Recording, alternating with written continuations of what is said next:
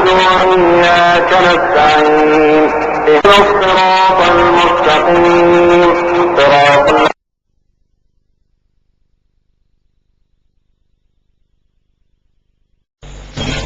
السلام عليكم ورحمة الله وبركاته. الحمد لله نحمده ونستعينه ونستغفره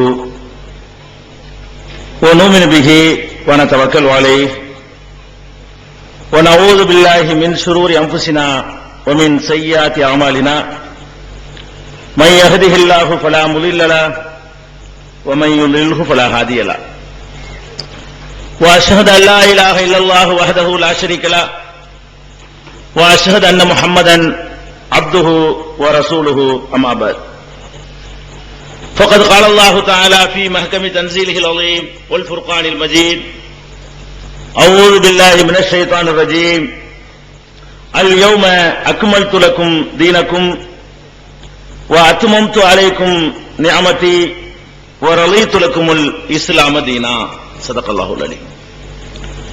கண்ணியத்திற்குரிய எல்லாம் வல்ல அல்லாஹ் ஜல்ல ஷானஹு தஆலாவின் நல்லடியார்களே, அல்லாஹ்வுடைய பேரருளால் நபிகள் நாயகம் ஸல்லல்லாஹு அலைஹி வஸல்லம் அவர்களுடைய இறுதி பேருரையை அதிலே கூறப்பட்டிருக்கின்ற அறிவுரைகளை கேட்டு பயன்பெறுவதற்காக நாம் எல்லாம் பெரும் திரளாக இங்கே குழுமி இருக்கிறோம். நபிகள் நாயகம் ஸல்லல்லாஹு அலைஹி வஸல்லம் அவர்கள் தம்முடைய ஹஜ் பயணத்தின் போது அரஃபா மைதானத்திலும் முஸ்தலிஃபாவிலும் மினாவிலும் ஆற்றிய உரைகள் தான் நபிகள் நாயகம் ஸல்லல்லாஹு அலைஹி வஸல்லம் அவர்களுடைய இறுதி பேருரை என்று சொல்லப்படுகிறது. இந்த உரைக்கு அப்படி என்ன முக்கியத்துவம் என்று கேட்டால், இந்த உரையை நபிகள் நாயகம் ஸல்லல்லாஹு அலைஹி வஸல்லம் அவர்கள் தமது வாயாலேயே இது விடைபெறக்கூடிய மக்களே, உங்களிடமிருந்து நான் விடைபெற்றுக் கொள்ளக்கூடிய உரை என்று அவர்களே தெளிவாக அறிவித்துவிட்டு சொன்ன உரை.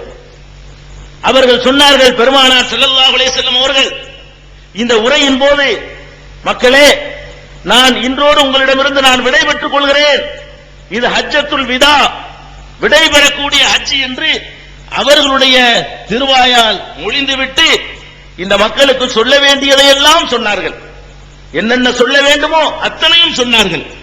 அது மாத்திரமில்லை, அவர்கள் தம்முடைய அந்திம காலம் நெருங்கிவிட்டது என்பதை அல்லாஹ்வுடைய வஹீயின் மூலமாக அறிந்து வைத்திருந்தார்கள்.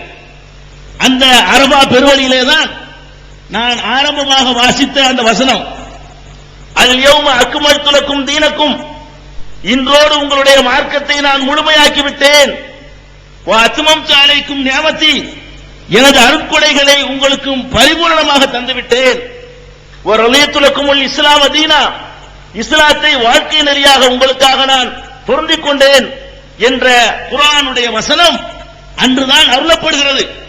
அது அருளப்பட்ட உடனேயே நபிகள் நாயகம் ஸல்லல்லாஹு அலைஹி வஸல்லம் அவர்களுக்கு மாத்திரமல்ல, அந்த மக்களுக்கும் தெரிந்தது, இந்த மார்க்கம் முழுமையடைந்து விட்டது என்று சொன்னால் நபிகள் நாயகம் ஸல்லல்லாஹு அலைஹி வஸல்லம் அவர்களுக்கு இனி வேலை இல்லை, இந்த மார்க்கம் நிறைவாக்கப்பட்டு விட்டது என்று சொன்னால் நபிகள் நாயகம் ஸல்லல்லாஹு அலைஹி வஸல்லம் அவர்கள் மிக சீக்கிரத்திலேயே நம்மை விட்டு சென்று விடுவார்கள் என்று மக்களுக்கும் தெரிந்தது. இந்த வசனம் அருளப்பட்ட உடனே நபிகள் நாயகம் ஸல்லல்லாஹு அலைஹி வஸல்லம் அவர்களுக்கும் தெரிந்தது. அதனால் தான் சொன்னார்கள், இன்னி லா அத்ரி லஅல்லக்கும் லா தரவுனி பஅத யௌமி ஹாதா, இன்றைய தினத்திற்கு பிறகு அநேகமாக நீங்கள் என்னை பார்க்க முடியாது என்று பெருமானார் ஸல்லல்லாஹு அலைஹி வஸல்லம் அவர்கள் அவ்வளவு தெளிவாக பிரகடனம் செய்தார்கள். அது மாத்திரமில்லை, பிரகடனம் செய்துவிட்டு ஆற்றவே இந்த உரையுடைய முக்கியத்துவத்தை நீங்கள் தெரிந்து கொள்ள வேண்டும் என்பதற்காக அதை நான் சொல்லுகிறேன். பெருமானார் ஸல்லல்லாஹு அலைஹி வஸல்லம் அவர்கள் சொல்ல வேண்டிய எல்லாவற்றையும் சொல்லிவிட்டு மக்களிடத்தில் கேட்டார்கள். என்ன கேட்டார்கள் தெரியுமா? வ அன்தும் மஸ்ஊலூன அன்னி, நீங்கள் மறுமை நாளையில என்னை பற்றி விசாரிக்கப்படுவீர்கள். சஹாபாக்களை பற்றி கேட்கிறாங்க, என் தோழர்களே முகமது உங்களுக்கு சரியாக பணியாற்றினாரா, தன்னுடைய கடமையை ஒழுங்காக செய்தாரா என்று அல்லாஹ்வால் நீங்கள் விசாரிக்கப்படுவீர்கள். மான்தும் காயிலின், அப்போது நீங்கள் என்ன விடையளிப்பீர்கள்? பெருமானார் ஸல்லல்லாஹு அலைஹி வஸல்லம் கேட்கிறாங்க மக்கள்கிட்ட. சஹாபாக்கள்லாம் சொல்றாங்க, ஃபகாலு நஷ்ஹது இன்னக கத் பல்லகத ரிசாலாத்தி ரப்பிக, நாங்கள் சாட்சி பகர்வோம். என்ன சாட்சி பகர்வோம்? அல்லாஹ்வுடைய தூதரே, உங்கள் இறைவனுடைய தூது செய்திகளை நீங்கள் முழுமையாகவே எங்களுக்கு சொன்னீர்கள், ஒரு குறையுமே நீங்க வைக்கவில்லை. வனஸஹ்தலி உம்மத்திக்க, உங்களுடைய சமுதாயமாகிய எங்களுக்கு அற்புதமான அறிவுரைகளை நீங்கள் பகர்ந்தீர்கள். கலைத்தல்லதி அழைக்க, உங்கள் மீது இறைவன் சுமத்திய கடமையை நீங்கள் முழுமைப்படுத்தி விட்டீர்கள் என்று நாங்கள் அல்லாஹ்விடம் சொல்லுவோம். சஹாபாக்கள் சொல்கிறார்கள், மக்களை கூட்டி வைத்துக் கொண்டு இப்படி கேட்கிறார்கள். சஹாபாக்கள் இப்படி ஒரு பதிலை சொல்கிறார்கள். உடனே பெருமானார் ஸல்லல்லாஹு அலைஹி வஸல்லம் அவர்கள் தம்முடைய ஆட்காட்டி விரலை வானை நோக்கி உயர்த்தி, அல்லாஹும்ம ஷஹத், இறைவா இதற்கு நீ சாட்சி, இறைவா என்னுடைய கடமையை நான் சரிவர செய்துவிட்டேன் என்பதற்கு இந்த மக்கள் சாட்சியாக இருக்கிறார்கள், இதற்கு நீ சாட்சி என்று 3 முறை பெருமானார் ஸல்லல்லாஹு அலைஹி வஸல்லம் சொல்கிறார்கள். சொல்ல வேண்டியதா சொல்லிட்டு, நான் ஒரு குறை வைக்கவில்லை, எனக்கு அல்லாஹ் எந்த பொறுப்பை தந்தானோ அதை முழுசா நான் நிறைவேற்றிட்டேன் என்று சொல்லி மக்களை எல்லாம் சாட்சியாக்கினார்கள் பெருமானார் ஸல்லல்லாஹு அலைஹி வஸல்லம் அவர்கள். என்னுடைய வேலை முடிந்து விட்டது. அப்ப எதுக்கு சொல்றோம்?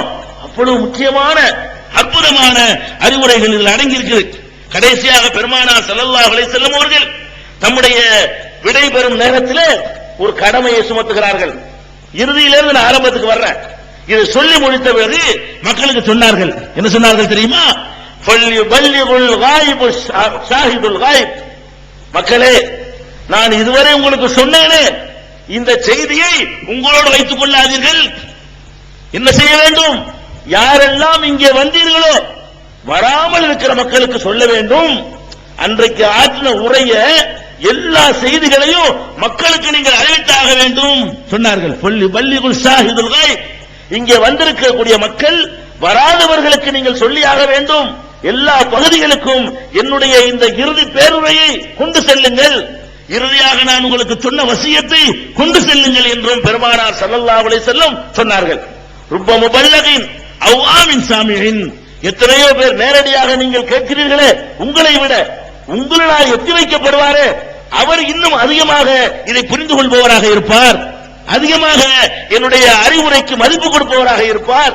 எனவே என்னுடைய செய்திகளை எல்லாம் சொல்லிவிடுங்கள் என்று பெருமானார் ஸல்லல்லாஹு அலைஹி வஸல்லம் அவர்கள் உரையையும் நிறைவு செய்துவிட்டு பணியையும் சுமத்திவிட்டு விடையும் பெற்றுக் கொண்டார்கள். இதை பற்றி இப்னு அப்பாஸ் ரலியல்லாஹு அன்ஹு அவர்கள் சொல்லும் பொழுது சொன்னார்கள், இந்த உரை இருக்கிறதே இது பெருமானார் ஸல்லல்லாஹு அலைஹி வஸல்லம் அவர்கள் தம்முடைய உம்மத்திற்காக செய்த வசியத்து, மரண சாசனம்.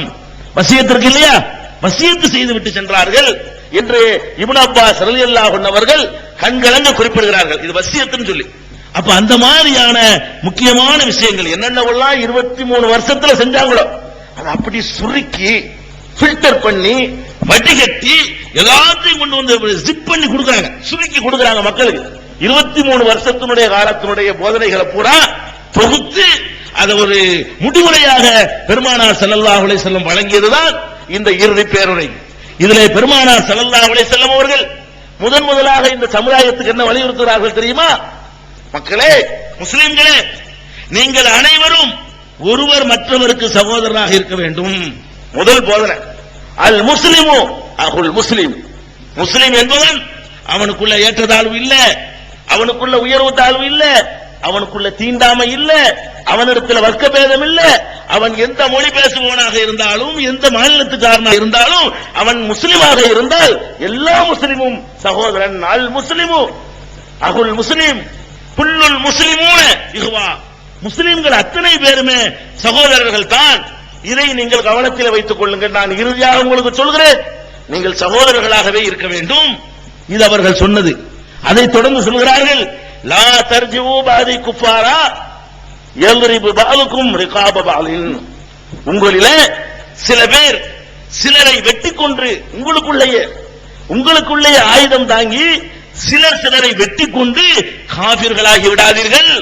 உங்களுக்குள்ள வெட்டுக்குத்து நடந்தால் அதன் மூலம் நீங்கள் காபிர்களாக இறை மறுப்பாளர்களாக ஆகிவிடுவீர்கள். அந்த தப்பை செய்து விடாதீர்கள்.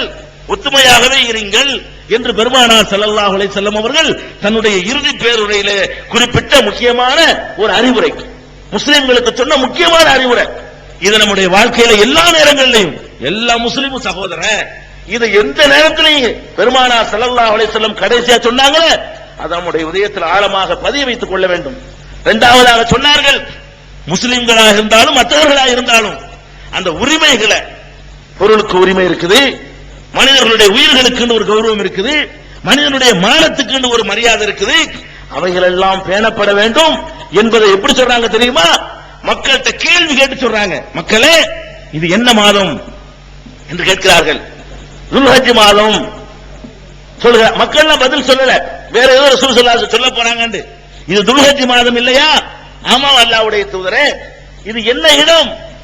புனிதமிக்க ஹரம் ஷரீஃப், புனிதமான இடம், அல்லாஹ் புனிதப்படுத்திய இடம் என்று அவர்கள் சொல்கிறார்கள். இதை சொல்லிவிட்டு இந்த மாதத்திலே இந்த இடத்திலே எவ்வளவு புனிதம் பேணப்படுகிறதோ அதுபோல காலாகாலத்துக்கும் நீங்கள் சில புனிதங்களை பேணியாக வேண்டும். என்ன புனிதம் தெரியுமா? உங்களுடைய சொத்துக்கள், பொருளாதாரங்கள், ஒவ்வொருத்தனுடைய பொருளாதாரமும் அவனுக்கு புனிதமானது. அவனுடைய பொருளாதாரத்தை நீ அபகரிக்க கூடாது. எவனுடைய பொருளாதாரத்தையும் நீ தீண்டி விடாதே, எவனுடைய பொருளுக்கும் சேதம் இழைத்து விடாதே. பொருள்களும் புனிதமானவை என்று சொன்ன ஒரே தலைவர் நபிகள் நாயகம் ஸல்லல்லாஹு அலைஹி வஸல்லம். இன்ன அம்பாலக்கும் வஆராலக்கும், உங்களுடைய செல்வங்கள், உங்களுடைய அம்ச உயிர்கள், உங்களுடைய கௌரவங்கள் உங்களுக்கு மத்தியிலே புனிதமானவை. எவரும் எவருடைய பொருள்களையும் எடுத்து விடாதீர்கள். எவரும் எவருடைய மானத்திற்கும் பங்கம் ஏற்படுத்தி விடாதீர்கள். எவரும் எவருடைய சொத்துக்களையும் பறித்து விடாதீர்கள். எவரும் எவருடைய உயிர்களையும் எடுத்து விடாதீர்கள் என்று சொல்லி, உங்களுடைய சொத்துக்களுக்கு புனிதம் இருக்கிறது.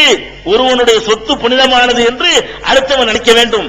புனிதமான இடத்துல எப்படி நம்ம நடந்து கொள்வோமோ, பள்ளி வாசலுக்குள்ளே நாம் எப்படி நடந்து கொள்வோமோ, மஸ்ஜிதுல் ஹராமுக்குள்ளே எப்படி நடந்து கொள்வோமோ, புனிதமான நாட்களிலே எப்படி நடந்து கொள்வோமோ, அப்படிப்பட்ட புனிதமிக்கதாக அடுத்தவன் பொருளை பார்க்கணும். உன்னுடைய பொருளை தான் எப்படி வேணாலும் யூஸ் பண்ணிக்கலாம், அடுத்தவன் பொருள் தொடக்கூடாது. அல்லாஹ் எதை தடுத்திருக்கானோ அதை தவிர்த்துக் கொள்றோம் இல்லையா, அந்த மாதிரி அதை ஹராமாக நீ பார்க்க வேண்டும். அடுத்தவனுடைய மானம், மரியாதை, கௌரவம் இவையெல்லாம் பாதிக்கிற விதமாக அவதூறுகளை பரப்பக்கூடாது, பொய் பிரச்சாரம் பண்ணக்கூடாது. எல்லாத்தையும் உங்களுக்கு மத்தியில ஹராமாக்குகிறேன் என்று பெருமானார் ஸல்லல்லாஹு அலைஹி வஸல்லம் அவர்கள் அடுத்தபடியாக எச்சரிக்கை செய்கிறார்கள். அடுத்து சொல்கிறார்கள், அது மாத்திரம் இல்ல மக்களே, ஒரு மனிதனுடைய பொருள் இன்னொரு மனிதனுக்கு எப்போது ஹலாலாகும் என்று சொன்னால், அவனாகவே மனம் விரும்பி மனம் ஒப்பி தருகிறானே அது மட்டும்தான் அடுத்தவனுடைய பொருளிலிருந்து உங்களுக்கு ஹலால். இன்னொருத்தனுடைய பொருள் எப்ப உங்களுக்கு அனுமதி என்று சொன்னா, அவன் மனம் ஒப்பி இந்த ஒரு உறுத்தல் இல்லாம அவனா உங்களுக்கு வழியை கொண்டு வந்து தருகிறானே, அந்த மாதிரியான பொருள் மாத்திரம்தான் உங்களுக்கு ஹலாலை தவிர, அவன் நொந்து போய், அவன் வருத்தப்பட்டு போய், எரிச்சல் பட்டு போய், உள்ளுக்குள்ள வேதனைப்பட்டு போய் உங்களுக்கு தருவானையானால் அது ஹலால் இல்லை. இன்னொருத்தனுடைய பொருள் கூட அவன் தர்றானுங்கிறதுக்காக பயன்படுத்தக்கூடாதான். பெருமானார் ஸல்லல்லாஹு அலைஹி வஸல்லம் இறுதி வசியத்து பண்றாங்க. அவன் தர்றான்ல, மனம் ஒப்பி தர்றானா, லஞ்சம் கொடுக்கறானே, வழி இல்லைன்னு கொடுக்கறான், மனம் ஒப்பி கொடுக்கறானா, இந்த பாவிக்கு லஞ்சம் கொடுக்க வேண்டி இருக்குதுன்னு நினைச்சு கொடுக்கறான், அது உனக்கு ஹராம், தொடக்கூடாது. வரதட்சணை தர்றானே, அவனாத்தான தர்றான், மனம் ஒப்பி தர்றானா இல்ல, நொந்து போய் தர்றான், வேற வழி இல்லையேன்னு சொல்லி தர்றான், என்னுடைய மகள் ஒழுங்கா வாழ வைக்க மாட்டாங்களே அப்படின்னு சொல்லி தர்றான். மனம் ஒப்பி தராத எந்த பொருளும் உங்களுக்கு ஹலால் இல்லை. பெருமானார் ஸல்லல்லாஹு அலைஹி வஸல்லம் பிறருடைய பொருள் உங்களுக்கு எப்போது ஹலாலாகும், எப்போது பயன்படுத்துவதற்கு அனுமதிக்கப்படும் என்பதற்கு இலக்கணம் சொல்லும் பொழுது என்ன சொல்றாங்க, அடுத்தவன் இல்லா தீபி நஃப்ஸிஹி, அவன் மனம் உவந்து தருகின்ற பொருள்களை தவிர எந்த மனிதனுடைய பொருளும் உங்களுக்கு ஹலால் இல்லை, அனுமதி இல்லை. இப்படி நீங்கள் உங்களுடைய இதை பாதுகாத்துக் கொள்ளுங்கள். அடுத்தவனுடைய பொருள்களுக்கு இவ்வளவுக்கு நீங்கள் மரியாதை கொடுக்க வேண்டும். அது மாத்திரம் சொல்லல, நம்முடைய சமுதாயத்தில் பொதுவாக மனிதன் இருக்கிற ஒரு பலவீனம், என்ன பலவீனம், பொருளாதாரத்தை இரவலா வாங்குவான். ஒரு பொருளை இரவலா வாங்கினா திருப்பி கொடுக்கிற வழக்கம் நிறைய பேர்ட்ட இல்ல. இரவல் கொடுத்த பொருளை கேட்டு கேட்டு விரட்டி கூட வாங்க முடியாத நிலைமையெல்லாம் பார்க்கிறோம். பெருமானார் ஸல்லல்லாஹு அலைஹி வஸல்லம் அந்த காசுக்கு தான் ரொம்ப எச்சரிக்கை பண்றாங்க அந்த சமுதாயத்துக்கு. என்ன சொல்றாங்க? அல் ஆரியத்து முஅத்தாத்துன், முஸ்லிம்களே நீங்கள் வாங்கிய இரவல் பொருள்களை உரிய நேரத்தில் திருப்பி கொடுத்து விடுங்கள். இரவல் பொருள் உங்களுக்கு அவன் தந்தது இல்லை, நீங்கள் திருப்பி தருவதாக சொல்லித்தான் வாங்கி இருக்கிறீர்கள்.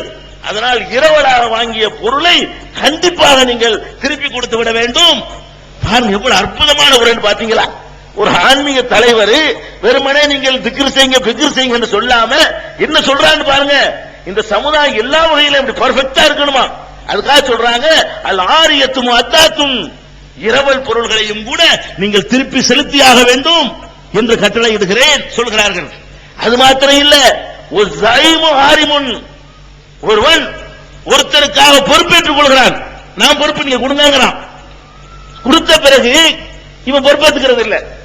பெருமானார் ஸல்லல்லாஹு அலைஹி வஸல்லம் சொல்றாங்க தெரியுமா, நீ எந்த கடனையாவது எந்த பொருளுக்காவது எந்த காரியத்திற்காகவாவது பொறுப்பேற்றுக் கொண்டாயானால் அந்த பொறுப்பை ஏற்ற நீ கடனாளி, நீதான் அதை செலுத்தி தீர்க்க வேண்டும். இவருக்கு 1000 ரூபாய் கொடுங்கன்னு சிபாரிசு பண்றோம், அவர் திருப்பி தரல, நான் கொடுக்கணும். கொடுக்கிறதா இருந்தா தான் சிபாரிசு பண்ணணும், எனக்கு கொடுக்க தகுதி இருக்கணும். நான் சிபாரிசு பண்ண ஒருத்தன் திருப்பி கொடுக்கிறேன் என்று சொன்னால் நான் தருவேங்கிற அர்த்தம் அடங்கி இருக்குதான்.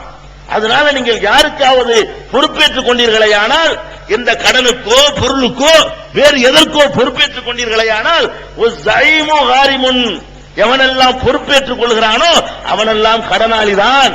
கடன் வாங்கினவனுடைய நிலையில் வைத்து இறைவனால் விசாரிக்கப்படுவான் என்று பெருமானார் ஸல்லல்லாஹு அலைஹி வஸல்லம் சொல்கிறார்கள். அப்புறம் சொல்கிறார்கள் வத்தைனு மக்லியுன், வாங்கி எல்லா கடன்களும் திருப்பி செலுத்தப்பட வேண்டும். கடன் வாங்குறோம் திருப்பி கொடுக்கிறோமா? கடன் வாங்குறது என்பதை பிச்சை நினைச்சுக்கிட்டு இருக்கிறோம். வாங்கிய கடனை திருப்பி கொடுக்கணுங்கிற உணர்வு கூட இல்லாம இருக்கிறோம். கடனை கொடுப்பதற்காக என்ன முயற்சி பண்ணுகிறோம்? பெருமானார் ஸல்லல்லாஹு அலைஹி வஸல்லம் சொல்றாங்க, நீங்கள் கடன் விஷயத்தில் கவனமாக இருங்கள், கடன்களும் திருப்பி செலுத்தப்பட வேண்டும்.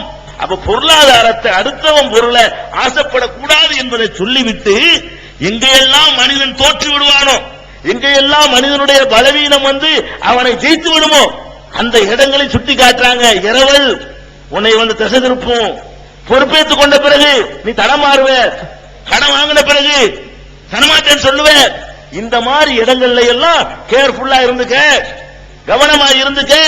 இதெல்லாம் அடுத்தவன் பொருளை திங்கிறதாக எடுத்துக்கொள்ளப்படும், ஜாக்கிரதையா இருந்துக்கன்னு சொல்லி பெருமானார் ஸல்லல்லாஹு அலைஹி வஸல்லம் அவர்கள் பிறருக்கு சொந்தமான பொருட்களை பயன்படுத்த அனுபவிக்க எடுத்துக்கொள்ள இவ்வளவு தடை விதித்தார்கள். இப்படி தடை விதித்தால் மோசடி செய்ய முடியுமாங்க? இதுக்கு அனுமதி இல்லையா? இரவல் வாங்கிட்டு யூஸ் பண்ண அனுமதி இல்லைன்னா, கடனை வாங்கிட்டு திருப்பி கொடுக்காம இருக்க அனுமதி இல்லைன்னா மோசடி செய்ய முடியுமா? ஏமாற்ற முடியுமா? அடுத்தவன் சொத்தை என் பேர்ல எழுதிக்கிற முடியுமா? அதெல்லாம் இதுக்கு மேல பயங்கரமானது. இதையெல்லாம் ஒரு முஸ்லிம் செய்ய மாட்டார்கள், இந்த இடத்துல தான் தோற்று போவார்கள் என்பதற்காக பெருமானார் ஸல்லல்லாஹு அலைஹி வஸல்லம் அவர்கள் இந்த இடத்தை எச்சரிக்கிறாங்க. அடுத்து சொல்றாங்க, பொதுவாக பாருங்க மார்க்க ரீதியான ஒரு தலைவர் என்னவெல்லாம் சொல்றாங்கன்னு பாருங்க. அப்ப காசு பணத்துல ஜாக்கிரதையா இருங்கன்னு சொல்லிட்டு அடுத்து பாக்குறாங்க, இந்த சமுதாயத்துல மனித சமுதாயத்துல சரிபாதி பெண்கள், ஆணும் பெண்ணும் சேர்ந்துதான் இல்லற வாழ்க்கையை சோபிக்க முடியும், மனித இனம் தலைக்க முடியும். மனித குலம் பெருகுவதற்கு 2 பேரும் தேவை, 2 பேரும் இணைந்து இருக்கக்கூடிய வாழ்க்கை முறை அவசியம். அது காலாகாலத்துக்கு நீடிக்கணும்னு சொன்னா அதுக்கு சில ஒழுங்குகள் இருக்கணும். அந்த ஒழுங்குகளை சொன்னாங்க. அடுத்து சொன்னாங்க, மக்களே இத்தகுல்லாஹ பின்னிசா, மக்களே என் சமுதாயமே நீங்கள் பெண்கள் விஷயத்திலே அல்லாஹ்வை பயந்து கொள்ளுங்கள்.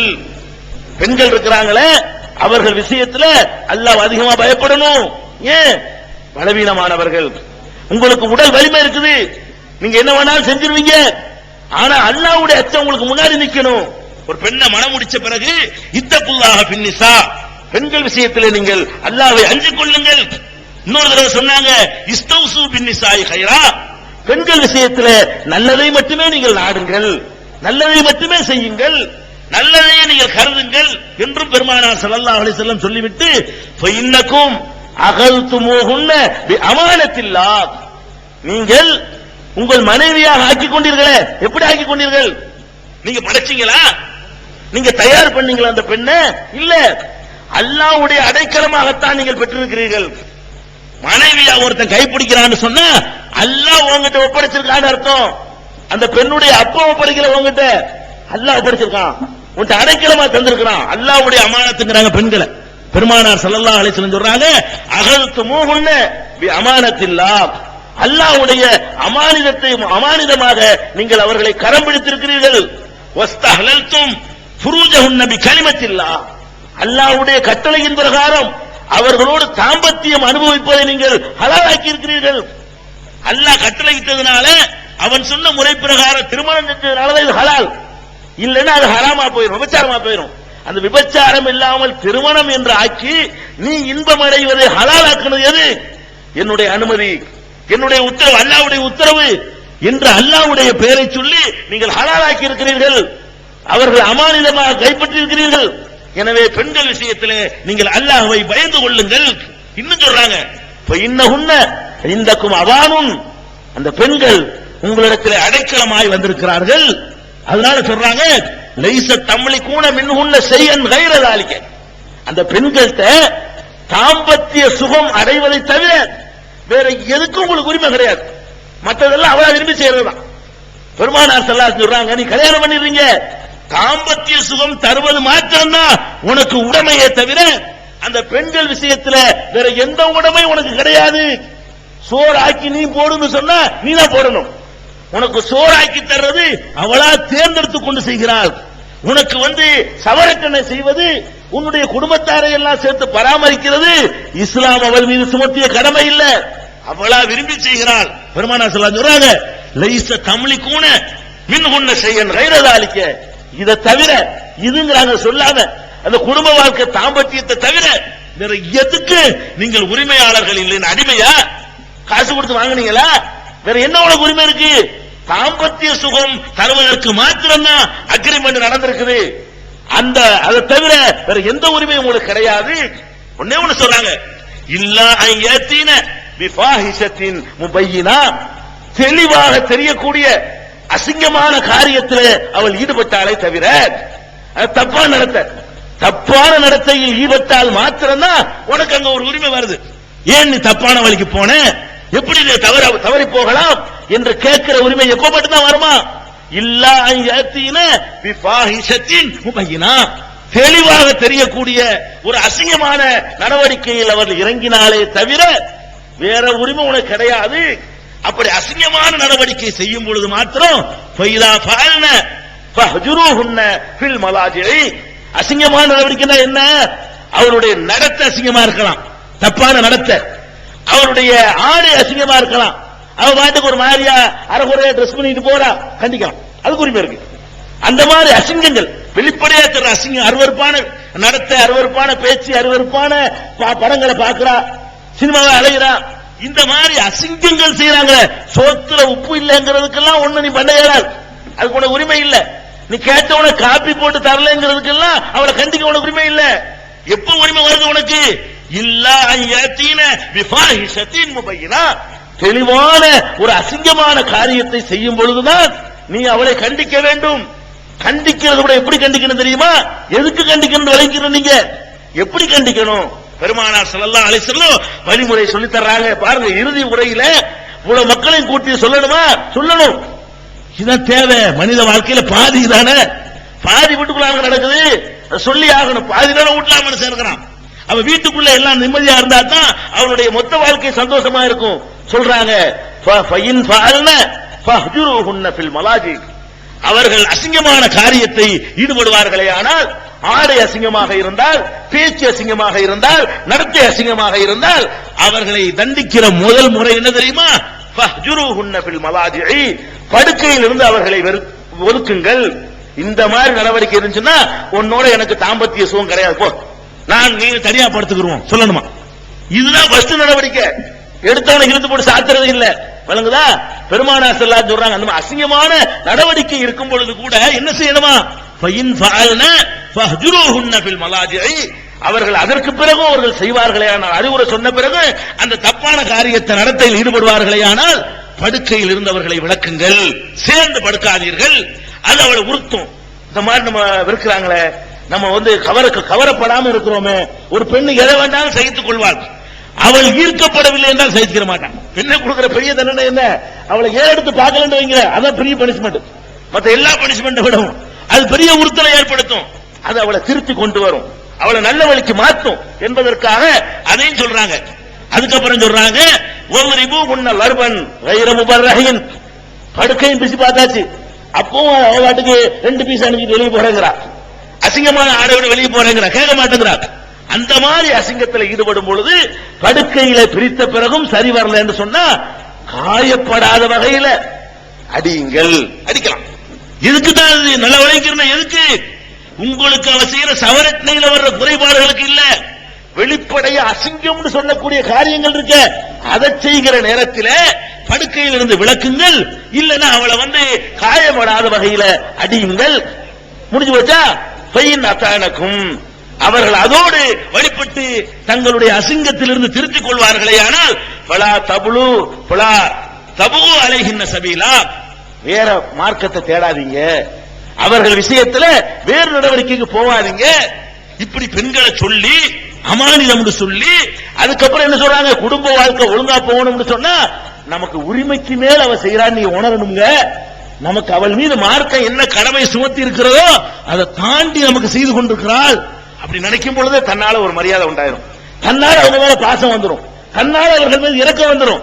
அவர்களுக்கு என்ன கடமையாக்கப்பட்டிருக்கோ அதுக்கு மேற்கொண்ட காரியங்களை எல்லாம் செய்து கொண்டிருக்கிறார்களே என்று உணரும் பொழுது அந்த தாம்பத்திய வாழ்க்கை சந்தோஷமா இருக்கும். அதை சொல்லிக் கொடுக்குறாங்க அந்த உம்மத்துக்கு. அது மாதிரி சொல்றாங்க, அதோடு இப்ப லக்கும் மின் நிசாயிக்கும் ஹக்கா ஒலி நிசாயிக்கும் அலைக்கும் ஹக்கா, ஆண்களே உங்களுக்கு உங்கள் மனைவியர் விஷயத்திலே சில உரிமைகள் உண்டு, உங்கள் மனைவியருக்கும் உங்கள் விஷயத்தில் உரிமைகள் உள்ளன. ஒருதலை பட்சமானது இல்ல உரிமை இஸ்லாத்துல, உனக்கு மட்டும்தான் உரிமை அவளுக்கு இல்லன்னு இல்ல, உனக்கு அவர்கள் விஷயத்தில் சில உரிமைகள் இருக்கிறது மாதிரி ஒலி நிசாயிக்கும் அலைக்கும் அலைக்கும் ஹக்கா, உங்களுடைய மனைவிமார்களுக்கும் உங்கள் விஷயத்திலே உரிமைகள் இருக்கின்றன. அந்த உரிமைகளை பேணிக் கொள்ளுங்கள். என்ன உரிமை அப்படின்னு சொல்றாங்க? உரிமை என்ன தெரியுமா? அம்மா ஹக்குக்கும் அலா நிசாயிக்கும், உங்களுக்கு உங்கள் மனைவிமார்கள் விஷயத்தில் இருக்கிற உரிமை என்ன தெரியுமா? அவள் உங்களுக்கு எது தரணும் தெரியுமா? எது அவள் பேணுதலா இருக்கணும் தெரியுமா? 2 விஷயம் தான். என்ன 2 விஷயம்? பலா யூத்தீன புருஷக்கும் மன் தக்கரஹூன வலா யவன்ன ஃபீ புயூத்திக்கும் லிமன் தக்கரஹூன, நீங்கள் உங்களுக்கு வைத்திருக்கிற அந்த படுக்கை அறையில வேற ஒருத்தனை அவள் அனுமதிக்க கூடாது. இலக்கியமா சொல்றாங்க. அவள் உங்களுக்கு செய்யற உரிமை என்னன்னு கேட்டா, அவள் தன்னை உங்களுக்காக மட்டும் தர வேண்டும், அந்த படுக்கையில் அடுத்தவருக்கு இடம் தரக்கூடாது. அது மட்டும்தான் உனக்கு உரிமை. என்ன உரிமை இல்லையா? வேற எல்லாம் கிடையாதுங்க.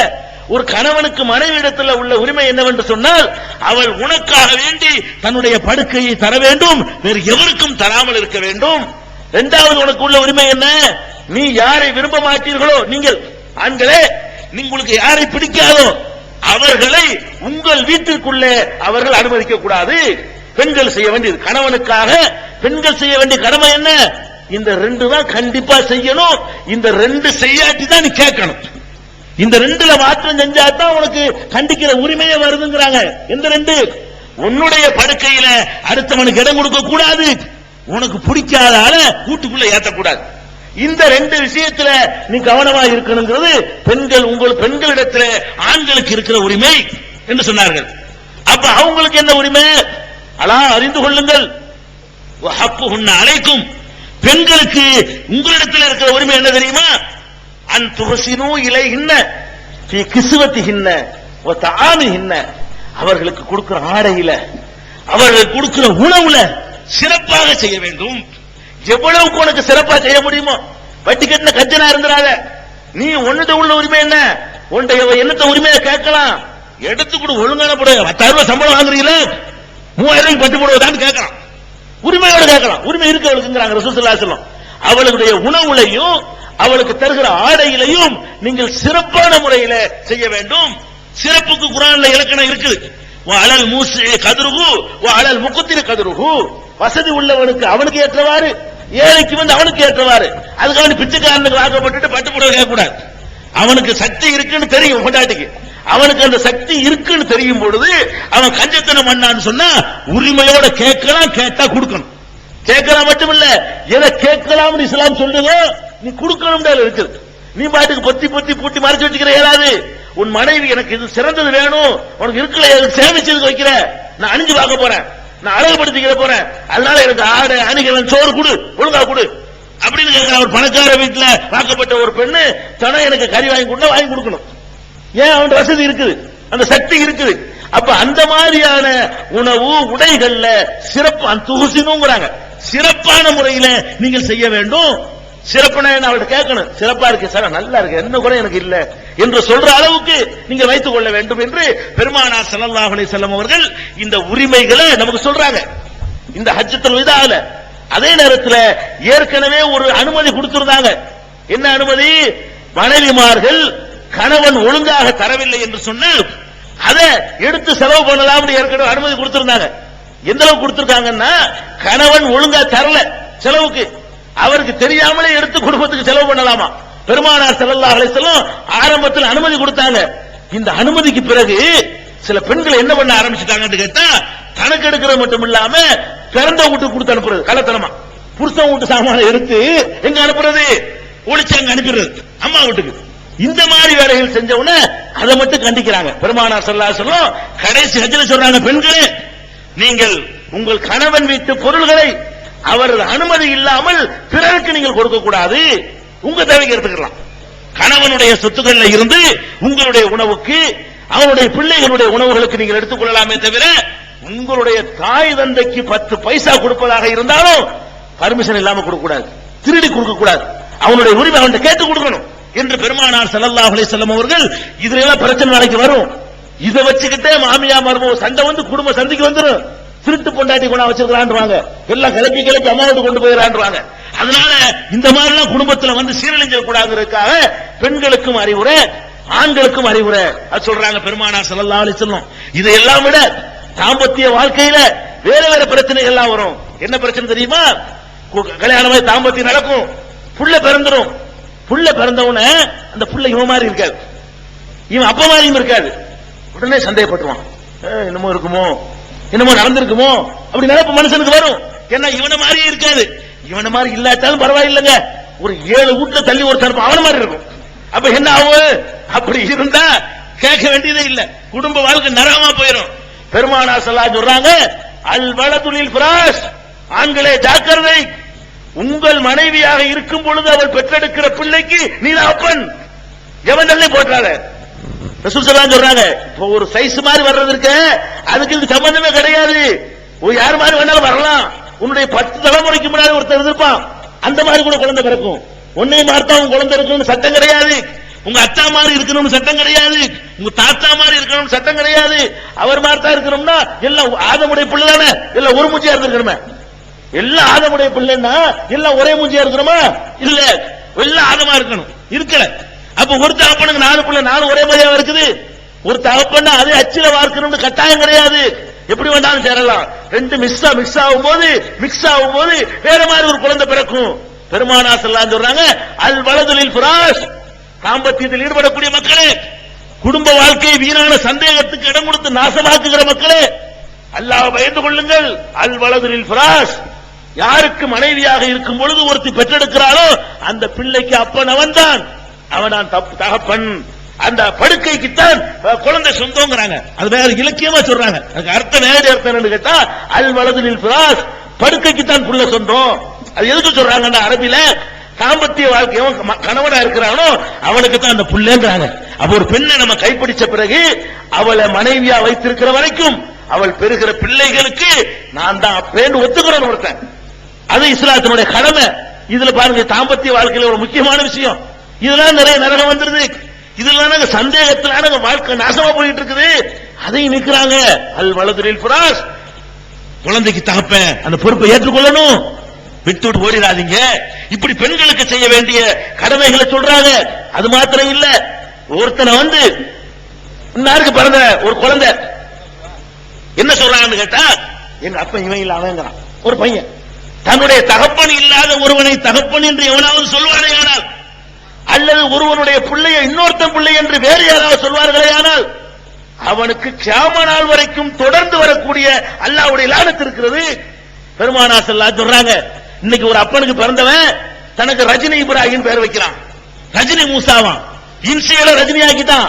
இவனுக்கு என்ன இருக்குதான்? பெருமானார் ஸல்லல்லாஹு சொல்றாங்க, அடே உனக்கு ஒரு அப்பா இருக்கிறான், அவனை இன்சியலா போடாம எவனையும் இன்சியலா போட்டு இருக்கிறியே, எவனையும் அப்பனுடைய இடத்துல வச்சுக்கிட்டு இருக்கிறியே, அப்ப அவனுக்கு என்ன கிடைக்குமா? கியாமத் நாள் வரை தொடர்ந்து வரக்கூடிய லானத் இருக்கிறது. அப்ப அந்த பிள்ளை விஷயத்துல தகப்பனை மாத்தாதே. தகப்பன் தான், தகப்பனுக்கு ஒரு இடத்தை எவனும் கொடுக்க முடியாது. ஒருவனுடைய மகன் என்று தெரியும் பொழுது நீங்க மாத்திக்கிட்டீங்க, அவன் மகனா தான் இருப்பான்னு நீங்க சொன்னீங்கன்னு சொன்னா உங்களுக்கு அதுதான். ஒருத்தனுடைய பிள்ளைய பார்த்து இது இவன் பிள்ளையா இருக்கிறது, அவன் பிள்ளைதான் என்று நீங்கள் சொல்வீர்களே, ஆனால் அப்போ என்ன இருக்குதான்? கியாமத் நாள் வரைக்கும் தொடரக்கூடிய லானத்து, அல்லாஹ்வுடைய சாபம் உங்கள் மீது இருக்கிறது என்று பெருமானார் ஸல்லல்லாஹு அலைஹி வஸல்லம் அவர்கள் எச்சரிக்கை பண்றாங்க. இது குடும்பத்திற்கு சொன்ன ஒரு அறிவுரை. குடும்ப வாழ்க்கைக்கு, அதாவது பொருளாதாரத்தை பத்தி பேசுறாங்க, குடும்ப வாழ்க்கையை பத்தி பேசுறாங்க. அது மாத்திரமில்ல, மூமின்கிட்ட இருக்க வேண்டிய நல்ல நல்ல பண்புகளை எல்லாம் மடமடன்னு பொழிஞ்சு சொல்றாங்க. என்ன சொல்றாங்க பாருங்க, மூமின்கிட்ட இருக்க வேண்டிய பண்புகளை 23 வருஷம் அந்த போதனையை ஜூஸ் பண்ணி கொடுறாங்க. எப்படி சொல்றாங்க? வஸஉஹ்பிருக்கும், இதோ உங்களுக்கு நான் சொல்கிறேன், நினைவுபடுத்துகிறேன். என்ன நினைவுபடுத்துகிறேன்? அல் முஸ்லிமு மன் சலிமல் முஸ்லிமூன மின் லிசானிஹி வ யதிஹி. முஸ்லிம் என்றால் யார் தெரியுமா? பேர் வச்சுக்கிட்டவனா, என்னுடைய உம்மத்துன்னு சொல்லிக்கிட்டவனா? இல்ல. முஸ்லிம் என்றால் யார் தெரியுமா? எவனுடைய கரத்தாலும் எவனுடைய நாவினாலும் பிறர் தொல்லை இல்லாமல் இருக்கிறார்களோ அவன் தான் முஸ்லிம். நீ முஸ்லிம் என்று சொன்னால் உன்னுடைய கரத்தால் அடுத்தவனுக்கு தொல்லை இருக்கக்கூடாது, உன்னுடைய நாக்கினால் அடுத்தவனுக்கு தொல்லை இருக்கக்கூடாது என்று எவன் நடக்கிறானோ அவன் தான் முஸ்லீம். பெருமானார் ஸல்லல்லாஹு அலைஹி வஸல்லம் முஸ்லிமுக்கு இலக்கணம் சொல்றாங்க. மூமின் யார் தெரியுமா? மூமின்ங்கறீங்கள, விசுவாசி. விசுவாசி யார் தெரியும்? சொல்ல அல்லாஹ் உகபிருக்கும் மனில் மூமின். மூமின் என்றால் யார் என்று நான் உங்களுக்கு சொல்லட்டுமா? சொல்றாங்க ரசூல் ஸல்லல்லாஹு அலைஹி வஸல்லம். சொல்லிட்டு சொல்றாங்க, அல் மூமினு மன் அமினஹுன் நாசு அலா அம்வாலிஹிம் வ அன்ஃபுஸிஹிம். மூமின் என்றால் யார் தெரியுமா? யார் விஷயத்துல பணத்திற்கும் காசுக்கும் நம்புகிறார்களோ முஸ்லிம்கள். இவனா 1000 கோடி கொடுத்து வைக்கலாம், தொட மாட்டான், அவன் தான் மூமின். மூமின் யாரு? காசு விஷயத்துல சுத்தமா இருக்கிறானே, எவ்வளவு நம்பலாம். இவனா யாரும் முஸ்லிம் ஒப்படைக்கலாம், எடுக்க மாட்டான், இவன் யாரும் கொள்ள மாட்டான், யாருடைய பொருளுக்கு ஆசைப்பட மாட்டான். எத்தனை 1000 கோடியை கொடுத்தாலும் அப்படியே திருப்பி தருவானே, அவன் தான் மூமின். மூமின் பேர் வச்ச மூமினா? அப்துல் கார்னா மூமினா? இல்ல. மூமினுக்கு இலக்கணம் என்ன? மூமின் என்று சொன்னால் மற்ற மக்கள் இவனை நம்பணும். எதுக்கு நம்பணும்? பணத்துக்கு நம்பணும், பொருளுக்கு உசுருக்கு நம்பணும். இவன் வீட்டுக்கு பக்கத்தில் இருக்கலாமா, விஷத்தை குடிச்சு சாவடிச்சிருவானோ என்று நினைக்க கூடாது. இவனை நம்பலாம், இவனை நம்பி இவன் பக்கத்தில் பழக்கலாம், இவனை நம்பி இவங்கள போகலாம், இவனை நம்பி இவனோட பிரயாணம் பண்ணலாம், இவனை நம்பி இவனுக்கு அடுத்த வீட்டில் குடியிருக்கலாம், இவனை நம்பி 1000 ரூபாய் கொடுக்கலாம் என்று உயிர் விஷயத்திலையும் உன்னை அடுத்தவன் நம்பணும், காசு விஷயத்திலையும் உன்னை அடுத்தவன் நம்பணும். அப்படி நடப்பவன் மூமின். ஜாக்கிரதை அறிந்து கொள்ளுங்கிறாங்க. அப்புறம் சொல்றாங்க, முஹாஜிர் ஹிஜ்ரத் பண்ணி வந்தாங்களே, மக்காவுல இருந்து தொடர்ந்து மதீனாவுக்கு போனாங்களே, அந்த ஹிஜ்ரத்தை பத்தி சொல்லும்போது சொல்றாங்க, அதெல்லாம் ஹிஜ்ரத். உண்மையான ஹிஜ்ரத் என்ன தெரியுமா? உல் முஹாஜிர், முஸ்லிம்களை தெரிந்து கொள்ளுங்கள், ஹிஜ்ரத் என்ற தியாக பயணம் செய்தவன் யார் என்று கேட்டால், மன் ஹஜரல் ஹதாயா வ துனூப். பாவங்களில் இருந்து எவன் ஹிஜ்ரத் பண்ணுகிறானோ, பாவங்களை எவன் வெறுத்து ஒதுக்குகிறானோ அவன் தான் முஹாஜிரு, தியாக பயணம் செய்தவன். முஜாஹித், ஜிஹாது செய்தவன் யார் தெரியுமா? ஜிஹாதுங்கிறீங்களே, ஜிஹாது செய்தவன் யார் என்று சொல்லட்டுமா? அந்த ஹஜ்ஜத்துல்லாஹ் கேட்கிறாங்க, நீங்கள் எல்லாம் ஜிஹாது அர்வாலை எடுத்து வெட்டினவன, போர்க்களத்தில் கலந்துகிட்டவன முஜாஹித் நினைச்சிட்டு இருக்கிறீங்களா? இல்ல. முஜாஹித் யார்? மன் ஜாஹத நஃப்ஸஹு ஃபீ தாஅத்தில்லாஹ். அல்லாஹ்வுக்கு கட்டுப்பட்டு நடக்கிற விஷயத்திலே தன்னை வெல்பவன். கட்டுப்படாத நஃப்ஸ் சொல்லும், என்னுடைய நஃப்ஸ மனோ இச்சைய எவன் வென்றெடுக்கிறானோ அவன் முஜாஹிது. முதல்ல நீ போர் செய்ய வேண்டியது உன்னுடைய மனோ இச்சை இருக்கு பாரு, நஃப்சானியத்து. அந்த நஃப்சானியத்துக்கு எதிராக நீ போர் செய்து அதை வெல்ல வேண்டும் என்று பெருமானார் ஸல்லல்லாஹு அலைஹி வஸல்லம் சொன்னாங்க. அதே மாதிரி அந்த ஹஜ்ஜத்துல் விதாவுல தொழுகையை வலியுறுத்தினாங்க, நோன்பை யாவப்படுத்தினாங்க, ஜக்காத்து கொடுக்க சொன்னாங்க, தான தர்மங்களை வழங்க சொன்னாங்க, இன்னும் என்னென்ன நல்ல காரியங்கள் இருக்கும் அதையெல்லாம் விட்டுறாதீங்கன்னு சொன்னாங்க. பெரும்பாவங்களை தவிர்த்துக் கொள்ளுங்கள். மக்களே, நீங்கள் பெரும்பாவம் செஞ்சிடாதீங்க அப்படின்னாங்க. உடனே அங்க இருந்து குரல் வருது, அல்லாஹ்வுடைய தூதரே, பெரும்பாவம் மொட்டையா சொன்னா நாங்க எது தவிர்த்துக்கிறது? இந்த உரை நிகழ்த்தும் பொழுது பெருமானார் ஸல்லல்லாஹு அலைஹி வஸல்லம், மக்களே நீங்கள் பெரும்பாவம் செய்யாதீங்க, சின்ன பாவம் மனுஷன் செஞ்சிருவான், பெரும்பாவத்தின் பக்கம் போவே செய்யாதீங்க அப்படிங்கிறாங்க. பெரும்பாவம் என்ன அல்லாஹ்வுடைய தூதரே என்று கேட்கும் பொழுது அது ஒரு 7 இருக்கிறது. 9 இருக்குங்கிறாங்க பெருமானார் ஸல்லல்லாஹு அலைஹி வஸல்லம். பெரும்பாவம் 9 இருக்கிறது. அது என்ன 9 பெரும்பாவம்? அல் இஷ்ராக்கு பில்லாஹ், முதலாவது பெரும்பாவம் அல்லாஹ்வுக்கு இணை கற்பிப்பது. உன்னை படைச்ச கடவுள் இருக்கும் பொழுது அவனை விட்டு விட்டு மனிதர்கள்ட்டையும் மற்ற பொருள்கள்ட்டையும் போய் உதவி தேடுவது இருக்கிறது, கடவுளாக நினைத்து வழிபடுவது, பிரார்த்தனை செய்வது இருக்கிறது, அது முதலாவது பெரும்பாவம். அடுத்து சொன்னார்கள் ஷிர்க்குக்கு அப்புறம் கத்ல் நஃப்ஸில் மூமினி பிகைரி ஹக்கின், நியாயம் இல்லாமல் ஒரு மூமினுடைய உயிரை கொல்வது இருக்கிறது, உசுரை எடுக்கிறது, கொலை செய்வது, அது இரண்டாவது பெரும்பாவம். ஃபிராருன் யௌம ஸஹபி, போர்க்களத்திலே களத்திலே போருக்கு என்று போய்விட்ட பிறகு புறம் எதிர்த்து ஓடுவது இருக்கிறது, அது பெரும்பாவம். போருண்டு வந்து களத்தில் இறங்கிட்டோம்னு சொன்னா பின்வாங்க கூடாது, நின்று சாவணும். நெஞ்சில குத்துப்பட்டு சாவணுமே தவிர முதுகுல குத்து வாங்கிட்டு ஓடக்கூடாது. அப்படி ஓடுவது பெரும்பாவம். களத்தில் இறங்கின பிறகு பின்வாங்கி ஓடுவது பெரும்பாவம் என்று பெருமானார் ஸல்லல்லாஹு அலைஹி வஸல்லம் சொன்னார்கள். அடுத்து 4வது சொன்னார்கள் வஅக்குலு மாலில் யதீம், ஒரு அனாதையின் சொத்தை தின்பது. எவன் சொத்தையும் திங்கிறது பாவம், அனாதை சொத்தை திங்கிறது பெரும்பாவம். அனாதை நாதியற்று இருக்கிறான், கேட்க ஆள் இல்ல, உன்னை நம்பி ஒப்படைக்கப்பட்டிருக்க அந்த பொருள், அவனை விட்டுட்டு அப்பங்காரம் போய்தான், அவனை காப்பாத்தி உதவி செய்யணும்னு நினைக்கக்கூடிய நீ அவன் வீட்டு சொத்தையை திண்டின்னு சொன்னா அது பெரும்பாவம் 9ல சேர்ந்துரும். அனாதைகள் பொருளை திங்கிறது பெரும்பாவம். கதுஃபுல் முஹ்சனா, ஒழுக்கமாக பத்தினியாக வாழக்கூடிய பெண்கள் மீது அவதூறு பழி சுமத்துவது பெரும்பாவம். அவனோட போயிட்டா இவனோட போயிட்டா என்று பழி சுமத்தினால் அது 9 பெரும்பாவத்தில் ஒண்ணு. இதெல்லாம் எதுக்கு சொல்றோம்? மற்றதெல்லாம் நீ கேளு கேட்காம தொல. நபிகள் நாயகம் ஸல்லல்லாஹு அலைஹி வஸல்லம் கடைசியா சொன்னாங்களே, இந்த அறிவுரைகளையாவது வாழ்க்கையில கடைபிடிங்க போதும், ஜூஸ் மற்றதெல்லாம் தன்னால உங்கள்ட்ட வந்துடும்.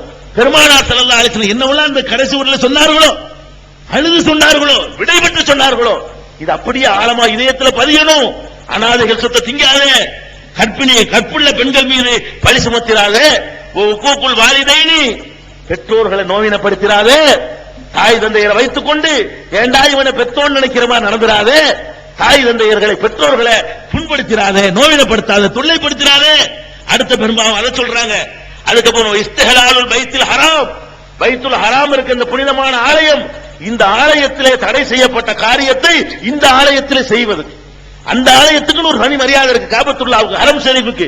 அதுல சிலர் செய்ய புல் பூண்டை பறிக்க கூடாது, பறவைகளை கூட கொல்லக்கூடாது என்றெல்லாம் தடை செய்யப்பட்ட அந்த புண்ணிய பூமியில் நின்று கொண்டு அங்கேயே மீறுவது இருக்குது. அது ரொம்ப திமிர் வேணும், இருக்கு ரொம்ப பெரிய பாவிதான் செய்ய முடியும். அப்ப பைத்துல் ஹராமுல போய்கிட்டு அந்த வேலையை செஞ்சிராதே, அது உனக்கு ஹராமு, அதுவும் கூடாதுன்னுட்டாங்க.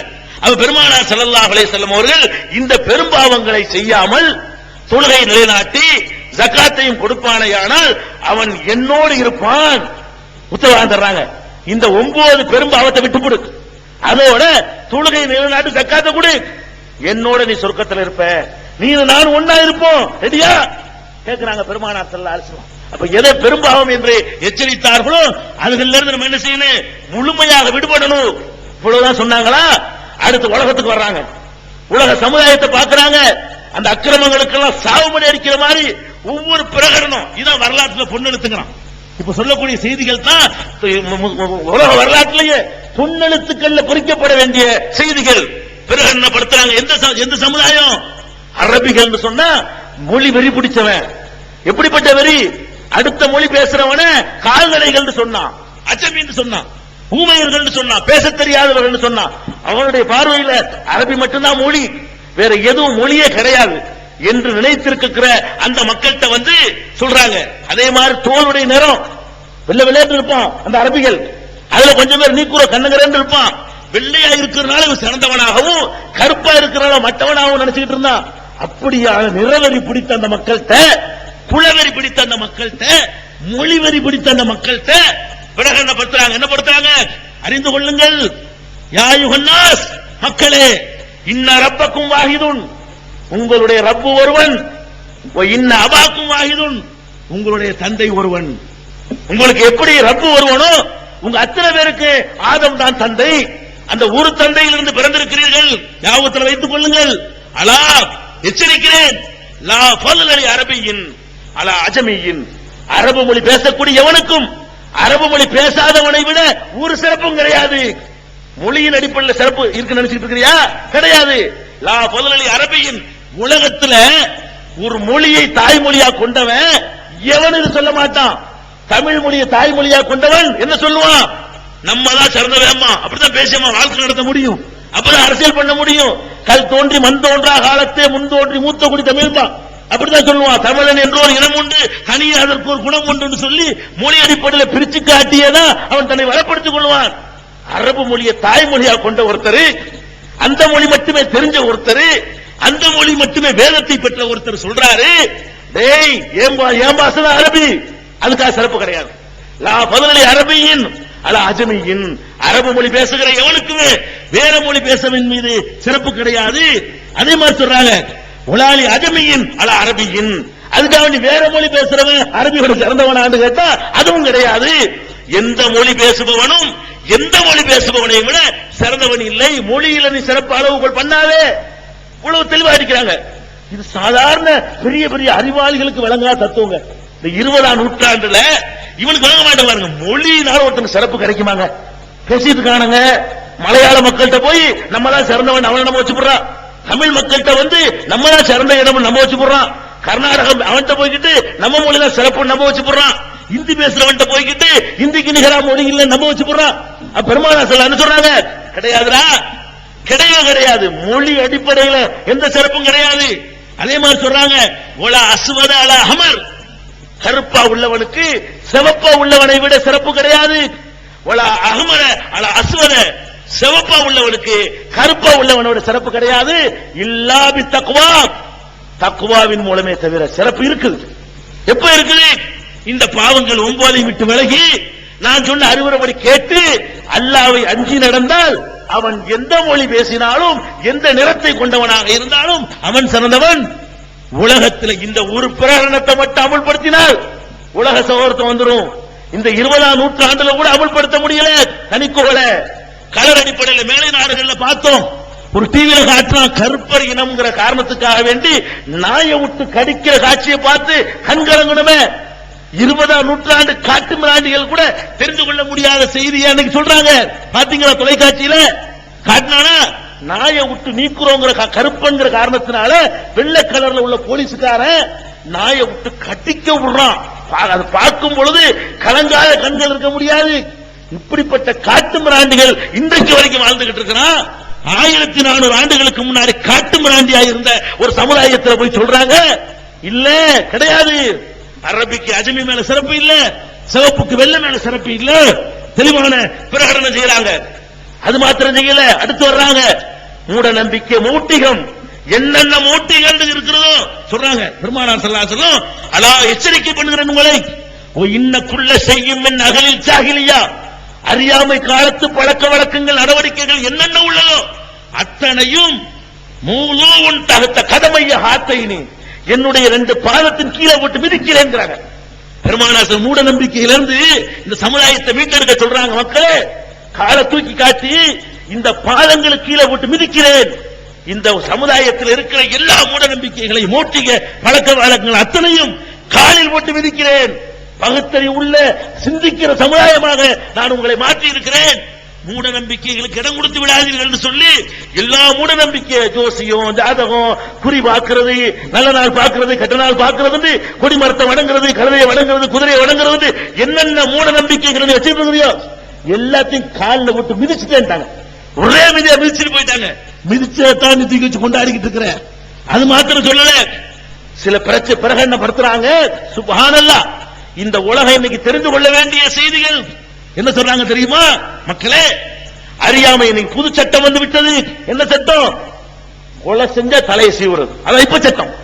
நான் கொண்டு வந்த சட்டம் என்ன? கொலை செஞ்சவனுக்கு ஜெயில சாப்பாடு போட மாட்டேன். கொலை செய்தாரையானால் அவனுடைய தலை இருக்காது. அதான் நான் கொண்டு வந்த தண்டனை. ஆனால் அதை நான் முன் தேதியிட்டு அமல்படுத்த மாட்டேன். இப்ப பிரகடனப்படுத்தினேன். இதுக்கு முந்தி என்னென்ன பழிவாங்கிற கணக்கு இருக்குதோ எல்லாம் மன்னிக்கப்படுகிறது. பெருமானார் ஸல்லல்லாஹு சொல்றாங்க, ஜாகிலியா காலத்தில் இந்த சட்டத்தை நான் இயற்றி முன்தேதி போட்டு சட்டம் இயற்றினான். உலகத்தில் இந்த முன்தேதி இட்டு சட்டம் இயற்றுவதை விட அக்கிரமம் எதுவுமே இல்லை. சட்டம் போட்டா அந்த சட்டம் தெரிஞ்ச பிறகு செஞ்சாத தப்பு. ஒரு சட்டத்தை போட்டுவிட்டு அந்த சட்டத்துக்கு முந்தி நான் செஞ்சிருப்பேன், அதுக்கு தண்டனை கொடுக்கலாம் பாருங்க. உலகத்துல முன்தேதி இட்டு அமலுக்கு வருதுங்கிறான். நிறைய உலகம் பூரா இதை செய்யறான். பெருமானார் ஸல்லல்லாஹு சொல்றாங்க, முன்தேதி இட்டு அமல்படுத்த மாட்டேன். இன்னையில இருந்து இப்பதான் சட்டம் போட்டிருக்கிறேன், இனிமே ஒழுங்கா நடந்துங்க சொல்லிட்டு அதெல்லாம் முக்கியம். பெருமானார் ஸல்லல்லாஹு அலைஹி வஸல்லமுடைய பெரிய தகப்பனார் ஹாரிஸ். ரசூல் ஸல்லல்லாஹு அலைஹி வஸல்லமுடைய பெரிய தகப்பனார் யாரு? ஹாரிஸ். அவருடைய மகன் ரபியா, ஹாரிஸுடைய மகன் ரபியா. இந்த ரபியாவை ஒரு கூட்டம் கொன்றுச்சு. சொல்றாங்க, முதலில் என்னுடைய ரத்தத்தை நான் மன்னிக்கிறேன், ஆரம்பிக்கிறேன், என்னிடமிருந்து ஆரம்பிக்கிறேன். என்னுடைய ரபியாவை, என்னுடைய தம்பியை கொலை செய்திருக்கிறார்கள், அதை நான் மன்னிக்கிறேன். அறியாமை காலத்தில் நடந்த கொலைக்கு நான் எந்த பழிவாங்கலும் பண்ண மாட்டேன். எல்லாரும் மன்னிச்சிரு. முதல்ல எங்க இருந்து ஆரம்பிக்கிறாங்க? எங்க இருந்து? நான் தான் முதல்ல எந்த ஒரு சட்டத்தை போடுவனோ அதுக்கு முதல்ல கட்டுப்படுவோம் நான் இருக்க போறேன். அதனால அறியாமை காலத்தில் இதுக்கு முந்தி கொலை வெட்டு குத்து என்ன நடந்தாலும் சரி பழைய கதை கலராத விட்டு விட்டு இனிமே எவன்தலை எவன் எடுக்காது.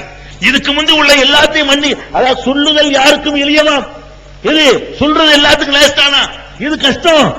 சொல்லிய வண்ணம் செயல் இருக்கு பாருங்க, அது ரொம்ப கஷ்டம். சொல்லிட்டு போயிடலாம், அதான் மன்னிச்சிருங்க. உனக்கு ஏற்பட்டா மன்னிப்பியான்னு கேட்பான். வெளியே போயிட்டு மன்னிச்சிருக்கேன்னு சொல்றீங்களா, உனக்கு ஏற்பட்டா மன்னிப்பியா அப்படின்னு கேட்பான். அப்ப அந்த மாதிரி கேட்ட கூட அங்க பெருமானார் ஸல்லல்லாஹு அலைஹி வஸல்லம் அறிவித்து விட்டு, இதோ நான் அமல்படுத்துகிறேன். என்னுடைய சொந்த, என்னுடைய பெரியத்தாவுடைய மகன் ரபியாவை கொன்றார்களே, அந்த ரத்தத்துக்கு பழி இல்லை, அதுக்கு கணக்கு இல்லை, அதுக்கு விசாரணை இல்லை, அதுக்கு தண்டனை இல்லை. எல்லாரும் இப்படிதான் நடந்து கொள்ள வேண்டும். உலகத்தில் எப்படிப்பட்ட பிரகடனம் பார்த்தீங்களா? அதே மாதிரி அன்றைக்கு தான் வட்டியை தடுக்கிறாங்க. மக்களே, அறியாமை காலத்தில் இருந்த எல்லா வட்டிகளும் தடை செய்யப்படுது. இன்றோடு அறியாமை காலத்தில் வாங்கின எல்லா வட்டிகளும் தடை செய்யப்படுகிறது. இதற்கு முன்னர் நீங்கள் வாங்கி இருந்தீர்களே ஆனால் அது உங்களுக்கு ஹலால். இதுக்கு முந்தி வாங்கின திருப்பி கொடுக்காத. இனிமேல் வர வேண்டியதுக்கு நீ வட்டி வாங்கக்கூடாது சொல்லிட்டு இதையும் நான் என்னிலிருந்து அமல்படுத்துகிறேன் சொல்றாங்க. வட்டியை தடை செஞ்சுட்டு அன்றைய சமுதாயத்தில் பெரிய வட்டி முசா யார் தெரியுமா? பெருமானார் ஸல்லல்லாஹு அலைஹி வஸல்லம் பெரிய தகப்பனார் அப்பாஸ். அவர் தான் வட்டி தொழில், பயங்கரமான வட்டி. அவர் மொத்தத்தில் யூதர்களுக்கு அடுத்தபடியாக பெரிய லேவாதேவி பண்ணவர் யாரு? அப்பாஸ் ரலியல்லாஹு ரசூல் ஸல்லல்லாஹு அலைஹி வஸல்லம் பெரிய தகப்பனார். அவர் வட்டி கொடுத்து வாங்கிட்டு இருக்கிறாரு. அப்பாஸ் நிப்பாட்டி சொல்றாங்க, அப்பாஸே அசல் மட்டும்தான் உனக்கு, உன்னுடைய வட்டியும் தள்ளு செய்யப்பட்டது. அப்பாஸ் இடத்துல யாரெல்லாம் வட்டிக்கு பணம் வாங்கினீர்களோ அசலை மட்டும் கொடுங்கள், யாரும் அதுக்கு மேல ஒரு பைசா கொடுக்காதீர்கள். சுப்ஹானல்லாஹ். எங்க இருந்து ஆரம்பிக்கிறாங்க பாத்தீங்களா? உலக வரலாற்றுல தண்ணிலிருந்து ஆரம்பித்தோம். நீங்க பார்த்திருக்கீங்களா? தனக்கு விதிவிலக்கு கொடுத்து கொண்ட தலைவனை பார்க்கிறோம். பெருமானார் ஸல்லல்லாஹு அலைஹி வஸல்லம் அவர்கள் அந்த வட்டிக்கு எதிராக பிரகடனம் செய்யும் பொழுது அப்பாஸுடைய எல்லா வட்டிகளுமே தள்ளுபடி. எத்தனை லட்சம் வாங்கியிருந்தாலும் சரி, எத்தனை வருஷத்துக்கு முந்தைய வாங்கினாலும் சரி, வாங்கினது மட்டும் கொண்டாந்து கொடு, அதுக்கு மேல சல்லி காசு கொடுக்காத என்று பெருமானார் ஸல்லல்லாஹு அலைஹி வஸல்லம் அவர்கள் தன்னுடைய அந்த குடும்பத்தில் இருந்த சீர்திருத்தத்தை சட்டத்தை அமல்படுத்துறாங்க. அதோட நிப்பாட்டல, உலகம் பூரா பாக்குறாங்க, எல்லா பகுதிகளிலும் பாக்குறாங்க. ஒருத்தன் தப்பு செஞ்சுட்டான்னு சொன்னா அதை குற்ற பரம்பரையாக்கி, அவன் பிள்ளைய குற்றவாளியாக்கி, அவன் பேரனை குற்றவாளியாக்கி, அந்த மாதிரி நடக்கக்கூடிய காட்சிகள் உலகம் பூரா பாக்குறோம்.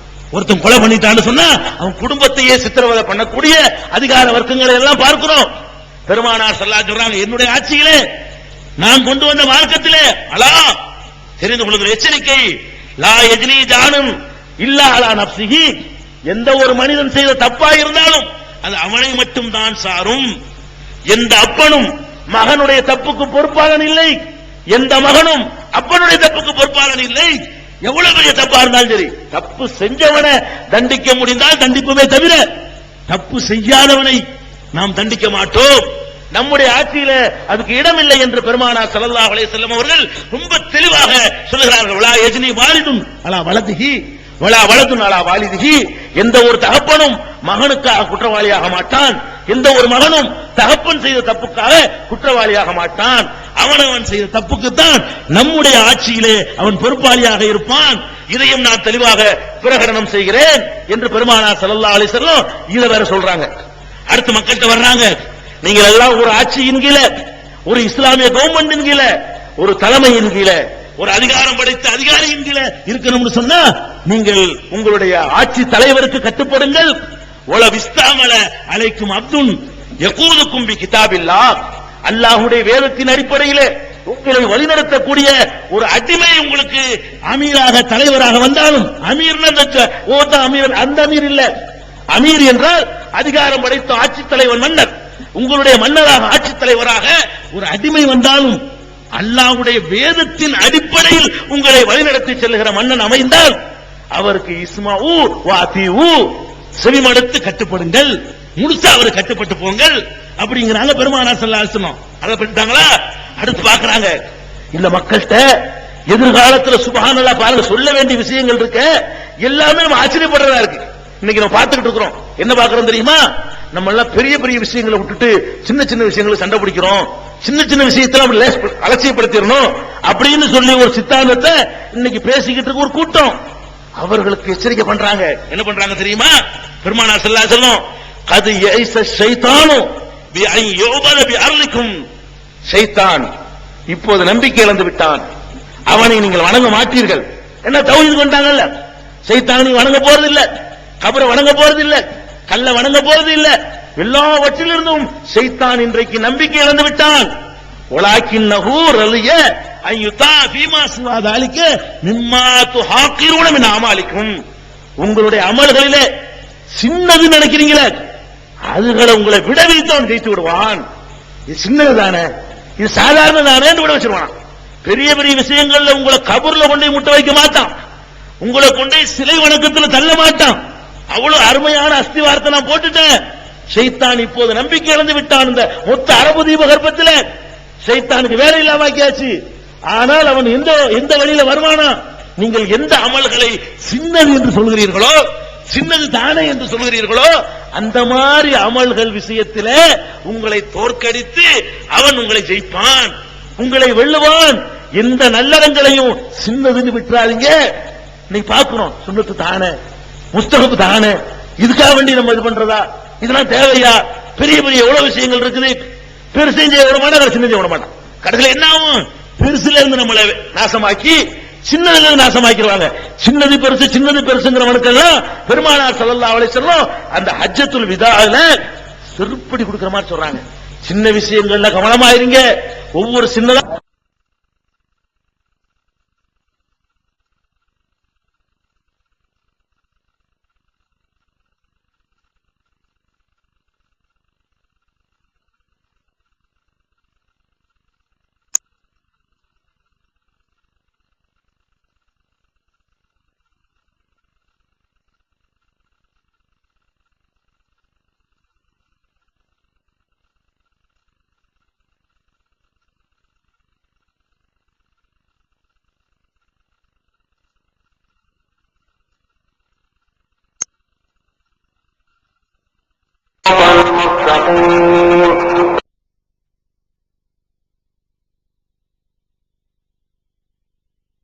அதுல என்ன ஆகும்? பெருசுல இருந்து நம்மளை நாசமாக்கி சின்னதுல இருந்து நாசமாக்கிடுவாங்க. சின்னது பெருசு சின்னது பெருசுங்கிறவனுக்கெல்லாம் பெருமானார் ஸல்லல்லாஹு அலைஹி வஸல்லம் அந்த ஹஜ்ஜத்துல் விதால செருப்படி கொடுக்கிற மாதிரி சொல்றாங்க. சின்ன விஷயங்கள்ல கவனமா இருங்க, ஒவ்வொரு சின்னதா விட்டுக்கிட்டு போனீங்கன்னா அவ்வளவுதான் என்று பெருமானார் ஸல்லல்லாஹு அலைஹி வஸல்லம் சொல்றாங்க. அப்ப என்ன இன்னொன்னு சொல்றாங்க, அலா இன்ன ஷைத்தான கது யைஸ மின் அய்யூபத ஃபீ பிலாதிக்கும் ஹாதிஹி அபதா, இந்த மண்ணிலே ஒரு காலத்திலும் ஷைத்தான் வணங்கப்படவே மாட்டான். சுப்ஹானல்லாஹ், முன்னறிப்பை பாருங்க. இன்னைக்கு வரைக்கும் அங்க கிடையாது. 1400 வருஷம் ஆனாலும் அங்க கபர் இல்ல, சந்தன கூடு இல்ல, கொடிமர வழிபாடு இல்ல. இந்த மண்ணில் ஒரு காலம் ஷைத்தானுக்கு வழிபாடு நடக்காது, நடக்கவே முடியாது. வலாக்கின் சதகூனு லஹு தாத்துன், இருந்தாலும் ஷைத்தானுக்கு ஒரு வழிபாடு நடக்கும். எதுல நடக்கும்? ஃபீமா தஹ்கிரூன மின் அமாலிக்கும், எந்த அமல்களை சின்னது என்று நீங்கள் கருதுகிறீர்களோ அந்த விஷயங்களிலே நீங்கள் ஷைத்தானுக்கு கட்டுப்பட்டு விடுவீர்கள். சின்னதிலையும் கவனமாயிருங்க, பெருசிலையும் கவனமாயிருங்க என்று எச்சரிக்கை பண்றாங்க. அடுத்து சொல்றாங்க, எல்லா நபிமார்களும் எச்சரிக்கை செய்த ஒரு எச்சரிக்கை. ஒவ்வொரு நபிமார்களும் தனக்கு பின்னால் வந்தவர்களுக்கு இந்த எச்சரிக்கையை சொல்லாமல் போனதில்லை. அந்த எச்சரிக்கை உங்களுக்கு சொல்கிறேன். கடைசியை சொல்றாங்க ரசூலுல்லாஹி ஸல்லல்லாஹு அலைஹி வஸல்லம். எல்லா நபியும் சொன்னாங்க, நூஹ் அலைஹிஸ்ஸலாம் தன்னுடைய சமுதாயத்திற்கு செய்தார்களே அந்த எச்சரிக்கையை நான் உங்களுக்கு சொல்கிறேன் என்று சொல்லிவிட்டு தஜ்ஜாலை பற்றி சொல்கிறார்கள். இறுதி காலத்தில் தஜ்ஜால் என்று ஒருவன் வரவிருக்கிறான். அவனுக்கு நிறைய ஆற்றல்களை கொடுத்து அல்லாஹ் அனுப்புகிறான். அவனுடைய சில காரியங்களை பார்க்கும் பொழுது அவன் தெய்வீக அம்சம் பொருந்தியவனோ என்று நினைக்க தோன்றும். தன்னை கடவுள் என்று சொல்லுவான், மனித வடிவத்தில் இருப்பான். ஆனால் நீங்கள் அவனை நம்பிவிடாதீர்கள், இந்த மாயைகளே, இந்த அற்புதங்கள்ல மயங்கி உங்கள் ஈமானை பறிகொடுத்து விடாதீர்கள், அவனை பற்றி உங்களுக்கு எச்சரிக்கை பண்ணுகிறேன் என்று சொல்லி பெருமானார் ஸல்லல்லாஹு அலைஹி வஸல்லம் தஜ்ஜாலை பத்தி எச்சரிக்கை பண்றாங்க. எப்படி பண்றாங்க? உங்களுடைய இறைவன் இருக்கிறானே அவன் ஒன்றரை கண்ணு கிடையாதவன். உங்களுடைய இறைவன் இருக்கிறானே ஒன்றரை கண்ணு, ஒரு கண்ணு முழுசு ஒரு கண்ணு அறையா இருக்கும்ல, அவன் ஒன்றரை கண்ணு. இந்த ஒன்றரை கண்ணு உள்ளவனா தஜ்ஜால் வருவானா. அவனுக்கு பாருங்க, அவன் என்னமோ பண்ற மாதிரி ஆக்கி அல்லாஹ் என்ன பண்ணிடுறான், அவன் அல்லாஹ் இல்லைன்னு காட்டுறதுக்கு அவன்கிட்ட ஒரு அடையாளத்தை வச்சிருக்கான். வருவான், அவனுடைய ஒரு கண்ணை சரிபடுத்திக்கிற முடியாது, ஒரு கண்ணு நல்லா இருக்கும் ஒரு கண்ணு நல்லா இருக்காது. அப்ப அவன் தன்னை இறைவன் என்று சொல்வான். உங்கள் இறைவன் ஒன்றரை கண்ணன் இல்ல, அவனை நீங்கள் அவனுடைய காலத்தில் நீங்கள் வாழ நேர்ந்தால் அவன் எவ்வளவு பெரிய பயங்கரமான அதிசயங்களை நிகழ்த்தி காட்டினாலும் நீங்கள் ஏமாந்து விடாதீர்கள், நம்பி விடாதீர்கள். இறுதி காலத்திலே அப்படி ஒரு தீய சக்தி வர இருக்கிறது. அந்த தஜ்ஜாலை பற்றி நூஹ் அலைஹிஸ்ஸலாம் எச்சரித்தார்கள். நான் உங்களுக்கு எச்சரிக்கிறேன் என்று பெருமானார் ஸல்லல்லாஹு அலைஹி வஸல்லம் அந்த எச்சரிக்கையை பண்றாங்க. அதே மாதிரி அவனுடைய அந்த கண்ணை சொல்லும் போது ஒரு கண்ணு நல்லா இருக்கும், இன்னொரு கண்ணு சுருங்கிய திராட்சை, அது கிஸ்மிஸ் போல மாதிரி இருக்குமா, சுருங்கிய திராட்சை போல இருக்கும். கவனத்தில் வைத்துக் கொள்ளுங்கள், அடையாளம் வரைக்கும் சொல்லிவிட்டேன். இனிமேல் அவன் வந்த பிறகு நீங்க நம்பினால் நீங்க தான் அதுக்கு பொறுப்பாளி என்று அதை எச்சரிக்கிறாங்க. கடைசியா பெருமானார் ஸல்லல்லாஹு எல்லாம் சொல்லிவிட்டு எல்லாம் இதுக்குள்ள அடங்கி போச்சு. கடைசியா சொல்றாங்க, இன்னி கத் தரக்து ஃபீக்கும், உங்களிடத்திலே நான் விட்டு செல்கிறேன், உங்கள்கிட்ட நான் விட்டுட்டு போறேன். எதை விட்டுட்டு போகிறேன்? கண்ட குப்பைகளை விட்டுட்டு போகிறேன், நான் விட்டு செல்கிறேன். மா லந்தலில்லு பாதஹு இனிஸ்தஸம்தும் பிஹி, எதை நீங்கள் பற்றி பிடித்துக் கொண்டால் வழி தவறவே மாட்டீர்களோ அப்படிப்பட்ட ஒன்றை விட்டு செல்கிறேன். அது என்ன தெரியுமா? கிதாபுல்லாஹ் வ சுன்னத்து நபிஹி. ஒன்று அல்லாஹ்வுடைய வேதம், இன்னொன்று அவனுடைய நபியாகிய நான் காட்டிய வழிமுறை. உங்கள்ட்ட இந்த ரெண்டை தான் விட்டுட்டு போறேன். விட்டுட்டு போற செய்தி எத்தனைதான்? ரெண்டு தான். இந்த ரெண்டையும் நீ பலமாக பிடித்துக் கொள்ளும் வரை வழியில வரை எல்லா முத்தாய்ப்பு இதெல்லாம் அடங்கிச்சு. சொல்ல வேண்டிய எல்லா டாபிக்குகளும் இது உள்ளக்க அடக்கி வச்சு சொல்றாங்க. ரெண்டு செய்திகள் தான் உங்களுக்கு விட்டுட்டு போறேன். ஒன்னு வேதம் குர்ஆனை விட்டு இருக்கிறேன், குர்ஆன்ல போய் பாரு. இன்னொன்னு என்னுடைய வழிமுறையை உனக்கு திறந்த புத்தகமா காட்டிட்டு போயிருக்கிறேன். எதா இருந்தாலும் நான் வழி காட்டிட்டு போயிருக்கிறேன். உண்ணுவது எப்படி, உறங்குவது எப்படி, மலஜலம் கழிப்பது எப்படி, தாம்பத்தியத்தில் ஈடுபடுவது எப்படி, நகம் வெட்டுவது எப்படி, மீசையை கத்தரிக்கிறது எப்படி, பல் துலக்குவது எப்படி, தூங்குவது எப்படி, எந்திரிக்கிறது எப்படி, வியாபாரம் செய்வது எப்படி, கொடுக்கல் வாங்கல் எப்படி, கல்யாணம் பண்றது எப்படி, சுண்ணத்து பண்றது எப்படி, என்ன வேணும் எல்லாம், பேசுவது எப்படி, பார்க்கிறது எப்படி, கேட்கிறது எப்படி, நடக்கிறது எப்படி, பிடிக்கிறது எப்படி, கொடுக்கிறது எப்படி, வாங்குறது எப்படி, எதை விடல எல்லாத்தையும் சொல்லிட்டு போனேனே.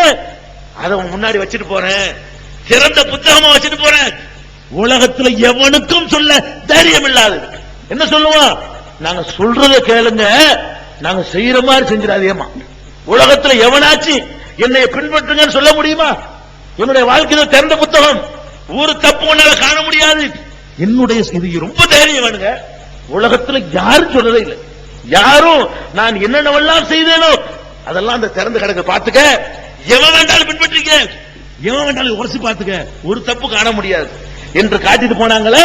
அந்த வாழ்க்கை முறையையும் அல்லாஹ்வுடைய வேதத்தை விட்டுட்டு போனாங்க. இதுலதான் நீங்கள் கவனிக்க வேண்டிய செய்திகளை எல்லாம் இதுலதான் நான் இப்ப சொல்ல போறேன். இதுவரைக்கும் உள்ளது வேற எதுக்குன்னு உங்களுக்கு தெரியும். அப்ப இந்த ரெண்டு விஷயங்களை விட்டு போறேன்ட்டாங்க. உங்களுடைய வாழ்க்கையில கொஞ்சம் உரசி பாருங்க, கேட்டுட்டு போகாம.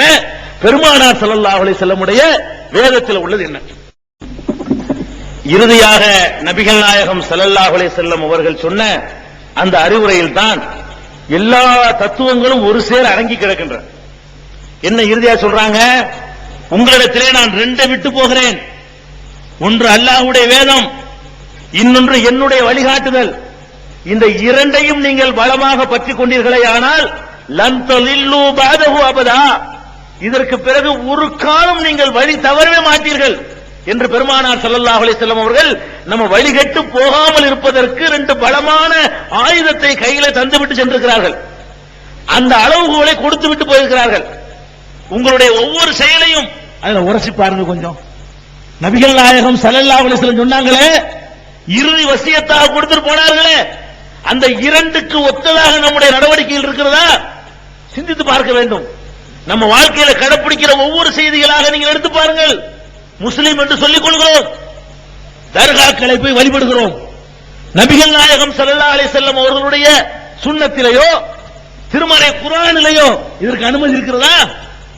ரெண்டையும் பலமாக பற்றி பிடித்து இருந்தால் இது வந்திருக்குமா? நபிகள் நாயகம் ஸல்லல்லாஹு அலைஹி வஸல்லம் சுன்னத் என்ன சொல்லுது? இடிச்சு தரமட்டமாக்குன்னு சொல்றாங்க பெருமானார் ஸல்லல்லாஹு அலைஹி வஸல்லம். மருமகன் அலி ரலியல்லாஹு அன்ஹு அவர்களை அழைத்து சொல்கிறார்கள், லா ததஅலல் கப்ர முஷ்ரிபன் இல்லா சவைதஹு, உயரமாக இருக்கிற எந்த சமாதியாக இருந்தாலும் தரைமட்டமாக்காமல் விடாதே என்கிறார்கள். நஹா ரசூலுல்லாஹி ஸல்லல்லாஹு அலைஹி வஸல்லம் யஜஸல் குபூர், சமாதிகள் பூசப்படக்கூடாது, சமாதிகள் கட்டப்படக்கூடாது. அப்ப அதுல உரசுறோம், இது ரசூல் ஸல்லல்லாஹு அலைஹி வஸல்லம் கொண்டு வந்தது இல்ல. அதே மாதிரி முஸ்லிம் என்று சொல்லிக் கொள்கிறோம், தாயத்து போடுகிறோம். முஸ்லிம் என்று சொல்லுகிறோம், பேய்களை நம்புகிறோம். முஸ்லிம் என்று சொல்லுகிறோம், தண்ணீரை ஊதி குடிக்கிறோம். முஸ்லிம் என்று சொல்லுகிறோம், தட்டிலை எழுதி யாரோ தருவதை கரைத்து குடிக்கிறோம். முஸ்லிம் என்று சொல்லுகிறோம், என்னென்னவோ மூட தகவல்களை வாங்கி பதிய வைத்துக் கொள்கிறோம். இதெல்லாம் குர்ஆன்ல இருக்கிறதா? ரசூல் ஸல்லல்லாஹு அலைஹி வஸல்லம் விட்டுட்டு போனாங்களே, அறியாமை காலத்து பழக்க வழக்கத்தை எல்லாம் காலில் விட்டு மிதிச்சாங்களே, அந்த மிதித்த பழக்க வழக்கங்களை எல்லாம் எடுத்துக்கொண்டு நீங்கள் இஸ்லாமிய முத்திரையை குத்தி லேபிளை ஒட்டி நீங்கள் ஏமாந்து கொண்டிருக்கிறீர்கள். தாயத்துகளுக்கு நபிகள் நாயகத்தின் அனுமதி இல்ல. மன் தல்லக தமீமத்தன் ஃபகத் அஷ்ரக், யார் தாயத்தை தொங்க விடுகிறானோ அவன் இரண்டு இறைவனை நம்பி விட்டான், அல்லாஹ்வுக்கு இணை கற்பித்து விட்டான்ங்கறாங்க. தாயத்துக்கு அனுமதி இல்ல, தட்டுக்கு அனுமதி இல்ல, கரைச்சு குடிக்க அனுமதி இல்ல, நூல் முடிய அனுமதி இல்ல. இவற்றை எல்லாம் இஸ்லாத்தின் பெயரால நம்ம செஞ்சுக்கிட்டு இருக்கிறோம். பேயை நம்ப முடியுமா ஒரு முஸ்லிம்? முஸ்லிம் சொல்லிக் கொண்டு பேயை நம்புறீங்க. இறந்து போன யாரும் இந்த உலகத்துக்கு திரும்ப வர முடியும் நினைச்சா அல்லாஹ்வுடைய கட்டுக்காவல் பலவீனம் நினைக்கிறீங்களா? அல்லாஹ் தன்னுடைய கைவசத்தில் இறுக்கமா பிடிச்சு வச்சிருக்கான். அல்லாஹு யதவஃபல் அன்ஃபுஸ ஹீன மௌத்திஹா, மௌத்தாகும் பொழுது எல்லா நஃப்ஸுகளையும் அல்லாஹ் தன் கைப்பொறுப்பில் வைத்திருக்கிறான். அல்லாஹ்வுடைய கண்ட்ரோல்ல முன்கர் நக்கீருடைய பாதுகாப்பில் இருக்கக்கூடிய உயிர்கள் தப்பி வந்து அல்லாஹ் தெரிந்து சிறையில இருந்து தப்பிச்சு வந்து மனிதர்கள்ட்ட மேலாடுது நினைக்கிறீங்களே, பேய் நம்புறீங்களே, இது எந்த மார்க்கத்தில் உள்ளது? குர்ஆன்ல உள்ளதா? ஒரு முஸ்லிம் பேயை நம்புனான்னு சொன்னா அவன் முன்கர் நக்கீரை நம்பல, கபரை நம்பல, அங்க வேதனை செய்யப்படுறத நம்பல, அங்க நல்லடியார்கள் இன்பமாக அனுபவிச்சுட்டு இருக்கிறாங்களே அதை நம்பல, அல்லாஹ்வுடைய கஸ்டடியை நம்பல. அப்ப அதுகளை உரசி பார்க்கிறோம், அதுல நம்ம வீக்கா இருக்கிறோம். நம்முடைய ஒவ்வொரு செயலா நீங்க எடுத்து பாருங்க. மௌலிது ஓதுறீங்க, இஸ்லாத்துல உண்டா? பெருமானார் ஸல்லல்லாஹு அலைஹி வஸல்லம் 12ல மௌலிது ஓதுங்கன்னு சொன்னாங்களா? எல்லாத்தையும் சூஸ் பண்ணி சொன்னாங்களே. இந்த 23 வருஷ பிரச்சாரம் சூஸ் பண்ணி சொன்னாங்களே. அதுல நீங்கள் 12க்கு 12க்கு மௌலிது ஓத தவறாதீர்கள், ரபியுல் ஆகிர் மௌலிது ஓதுங்கள், ஹசன் ஹுசைன் மௌலிது ஓதுங்கள் சொன்னார்களா? இதெல்லாம் தொழிலுக்காக, வியாபாரத்துக்காக எங்களை மாதிரி ஆட்கள் உருவாக்கி கொண்டது.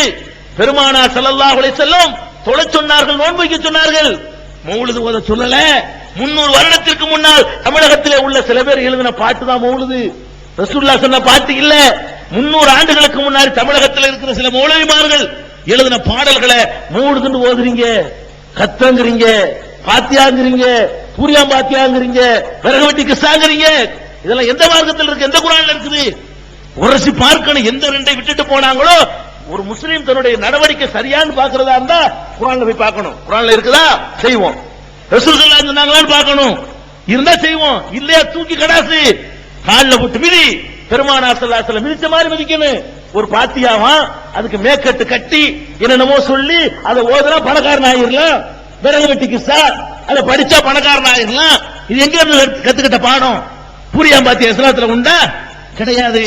மூணாம் பாத்தியா உண்டா? ரசூல் ஸல்லல்லாஹு அலைஹி வஸல்லம் தன்னுடைய மகள் மௌத்தா போனாங்களே, ருக்கையா, மூணாம் பாத்தியா ஓதுனாங்களா? 7 ஓதுனாங்களா? 40 ஓதுனாங்களா? அவங்களுடைய சின்ன அப்பா ஹம்சா மௌத்தா போனாங்களே, அதுக்கு ஓதுனாங்களா? ரசூல் ஸல்லல்லாஹு அலைஹி வஸல்லம் மௌத்தா போன பிறகு சஹாபாக்கள் ஓதுனாங்களா? எங்க இருந்து கத்துக்கிட்டீங்க இதெல்லாம்? திரி தவசம்னு சொல்லி பிற சமுதாய மக்கள் சொல்றது காப்பி அடிச்சுக்கிட்டீங்களே தவிர இஸ்லாத்துல எந்த குர்ஆன்ல இருக்கு ஆதாரம்? எந்த ஹதீஸ்ல இருக்கு ஆதாரம்? பெருமானார் ஸல்லல்லாஹு அலைஹி வஸல்லம் காட்டி தராத இந்த கத்தம் பாத்தியாக்கள் எடுபடணும், மௌலிதுகள் எடுபடணும், தாயத்து தட்டுகள் எடுபடணும், எல்லா வித சகுனம் பார்க்கிறது எடுபடணும், ஜோசியம் பால் கித்தாப் பார்க்கிறது எடுபடணும், நாள் நட்சத்திரம் பார்க்கிறது எடுபடணும். என்னென்ன மூட நம்பிக்கைகள் இருக்கிறதோ சகுனம் பார்க்க கூடாது, நாள் நட்சத்திரம் பார்க்க கூடாது, சபர் மாசம் பீட கிடையாது, இப்படி என்னென்னவெல்லாம் இருக்கிறதோ எல்லாமே குர்ஆன்ல இல்லாதது, பெருமானார் ஸல்லல்லாஹு அலைஹி வஸல்லம் சொல்லாதது. இவற்றை எல்லாம் உரசி பார்த்து அல்லாஹ் சொன்னபடி இருக்குதா, அல்லாஹ்வுடைய ரசூல் சொன்னபடி இருக்குதான்னு பாருங்க. நீங்க இஸ்லாத்தை போய் சொல்ல வேண்டியது இல்லைங்க, நீங்க நடந்து காட்டுங்க. வரும் கூட்டம் கூட்டமா வரும், கூட்டம் கூட்டமாக இந்த மக்கள் அல்லாஹ் சொல்றானே, இதா ஜா நஸ்ருல்லாஹி வல் ஃபத்ஹ், அல்லாஹ்வுடைய உதவியும் வெற்றியும் வரும் பொழுது வரைத்தன் நாஸ யதுகுரூன ஃபீ தீனில்லாஹி அஃவாஜா, அல்லாஹ்வுடைய மார்க்கத்திலே கூட்டம் கூட்டமாக மக்கள் நுழைவதை காணும் பொழுது ஃபஸப்பிஹ் பிஹம்தி ரப்பிக, உமது இறைவனுடைய புகழை பாடுன்னு அல்லாஹ் சொல்றானே. அப்படி கூட்டம் கூட்டமாக வரக்கூடிய காட்சியை உங்கள் கண்ணால் பார்ப்பீர்கள். எப்ப பார்ப்பீங்க? இந்த மௌட்டிக பழக்க வழக்கங்களை எல்லாம் உங்கள் கால்களுக்கு அடியிலே போட்டு மிதிக்க வேண்டும். பெருமானார் ஸல்லல்லாஹு அலைஹி வஸல்லம் அவர்கள் தம்முடைய கடைசி ஹஜ்ஜிலே, விடைபெறுகிற ஹஜ்ஜிலே போட்டு மிதித்தாங்களே, ஜாகிலியத்தான எல்லா காரியங்களையும் என் காலடியில் போட்டு மிதிக்கிறேன்டாங்களே, மிதிச்சு காட்டு. அப்படி பார்ப்பான், அதிசயமா பார்ப்பான். இப்படி ஒரு மார்க்கமா, இப்படி ஒரு நெறியா, இப்படி ஒரு தத்துவமா, மனுஷனை பண்படுத்துறதுக்கு இப்படி ஒரு வழி இருக்குதா என்று பார்த்தார்களே. ஆனால் கூட்டம் கூட்டமாக இந்த மார்க்கத்தை நோக்கி வருவார்கள், கவரப்படுவார்கள். இதன் கவனத்தில் வைத்துக் கொள்ளணும். உங்களுடைய கொடுக்கல் வாங்கல் குர்ஆன் படி இருக்குதா? இந்த நம்பிக்கை தான் இப்படி இருக்குது. கொடுக்கல் வாங்கல் குர்ஆன் படி இருக்குதா? உங்களுடைய வியாபாரத்தில் மோசடி இருக்கிறது. கொடுக்கல் வாங்கல்ல எந்த மோசடி இருக்க கூடாது. உள்ள ஒண்ணு வச்சு வெளியே ஒண்ணு காட்டுறது கூடாது. மாட்டை கணத்துல போட்டுட்டு குளத்துல போட்டுட்டு விலை பேசக்கூடாது. எடுத்து காட்டணும். மரத்தை காட்டி இதுல எவ்வளவு உற்பத்தி ஆகுதோ அதை விக்கிறேன்னு சொல்லக்கூடாது. மரத்துல காய் உற்பத்தி ஆனோ தேங்காய் எண்ணிதான் விக்கணும். இந்த மரத்துல என்ன உற்பத்தி ஆகுதோ அதையெல்லாம் உனக்கு 1000 ரூபாய்க்கு தரேன்னு விற்க முடியாது. இந்த குளத்துல எவ்வளவு மீன் கிடைக்குதோ அதையெல்லாம் 1000 ரூபாய்க்கு தரேன்னு விற்க முடியாது.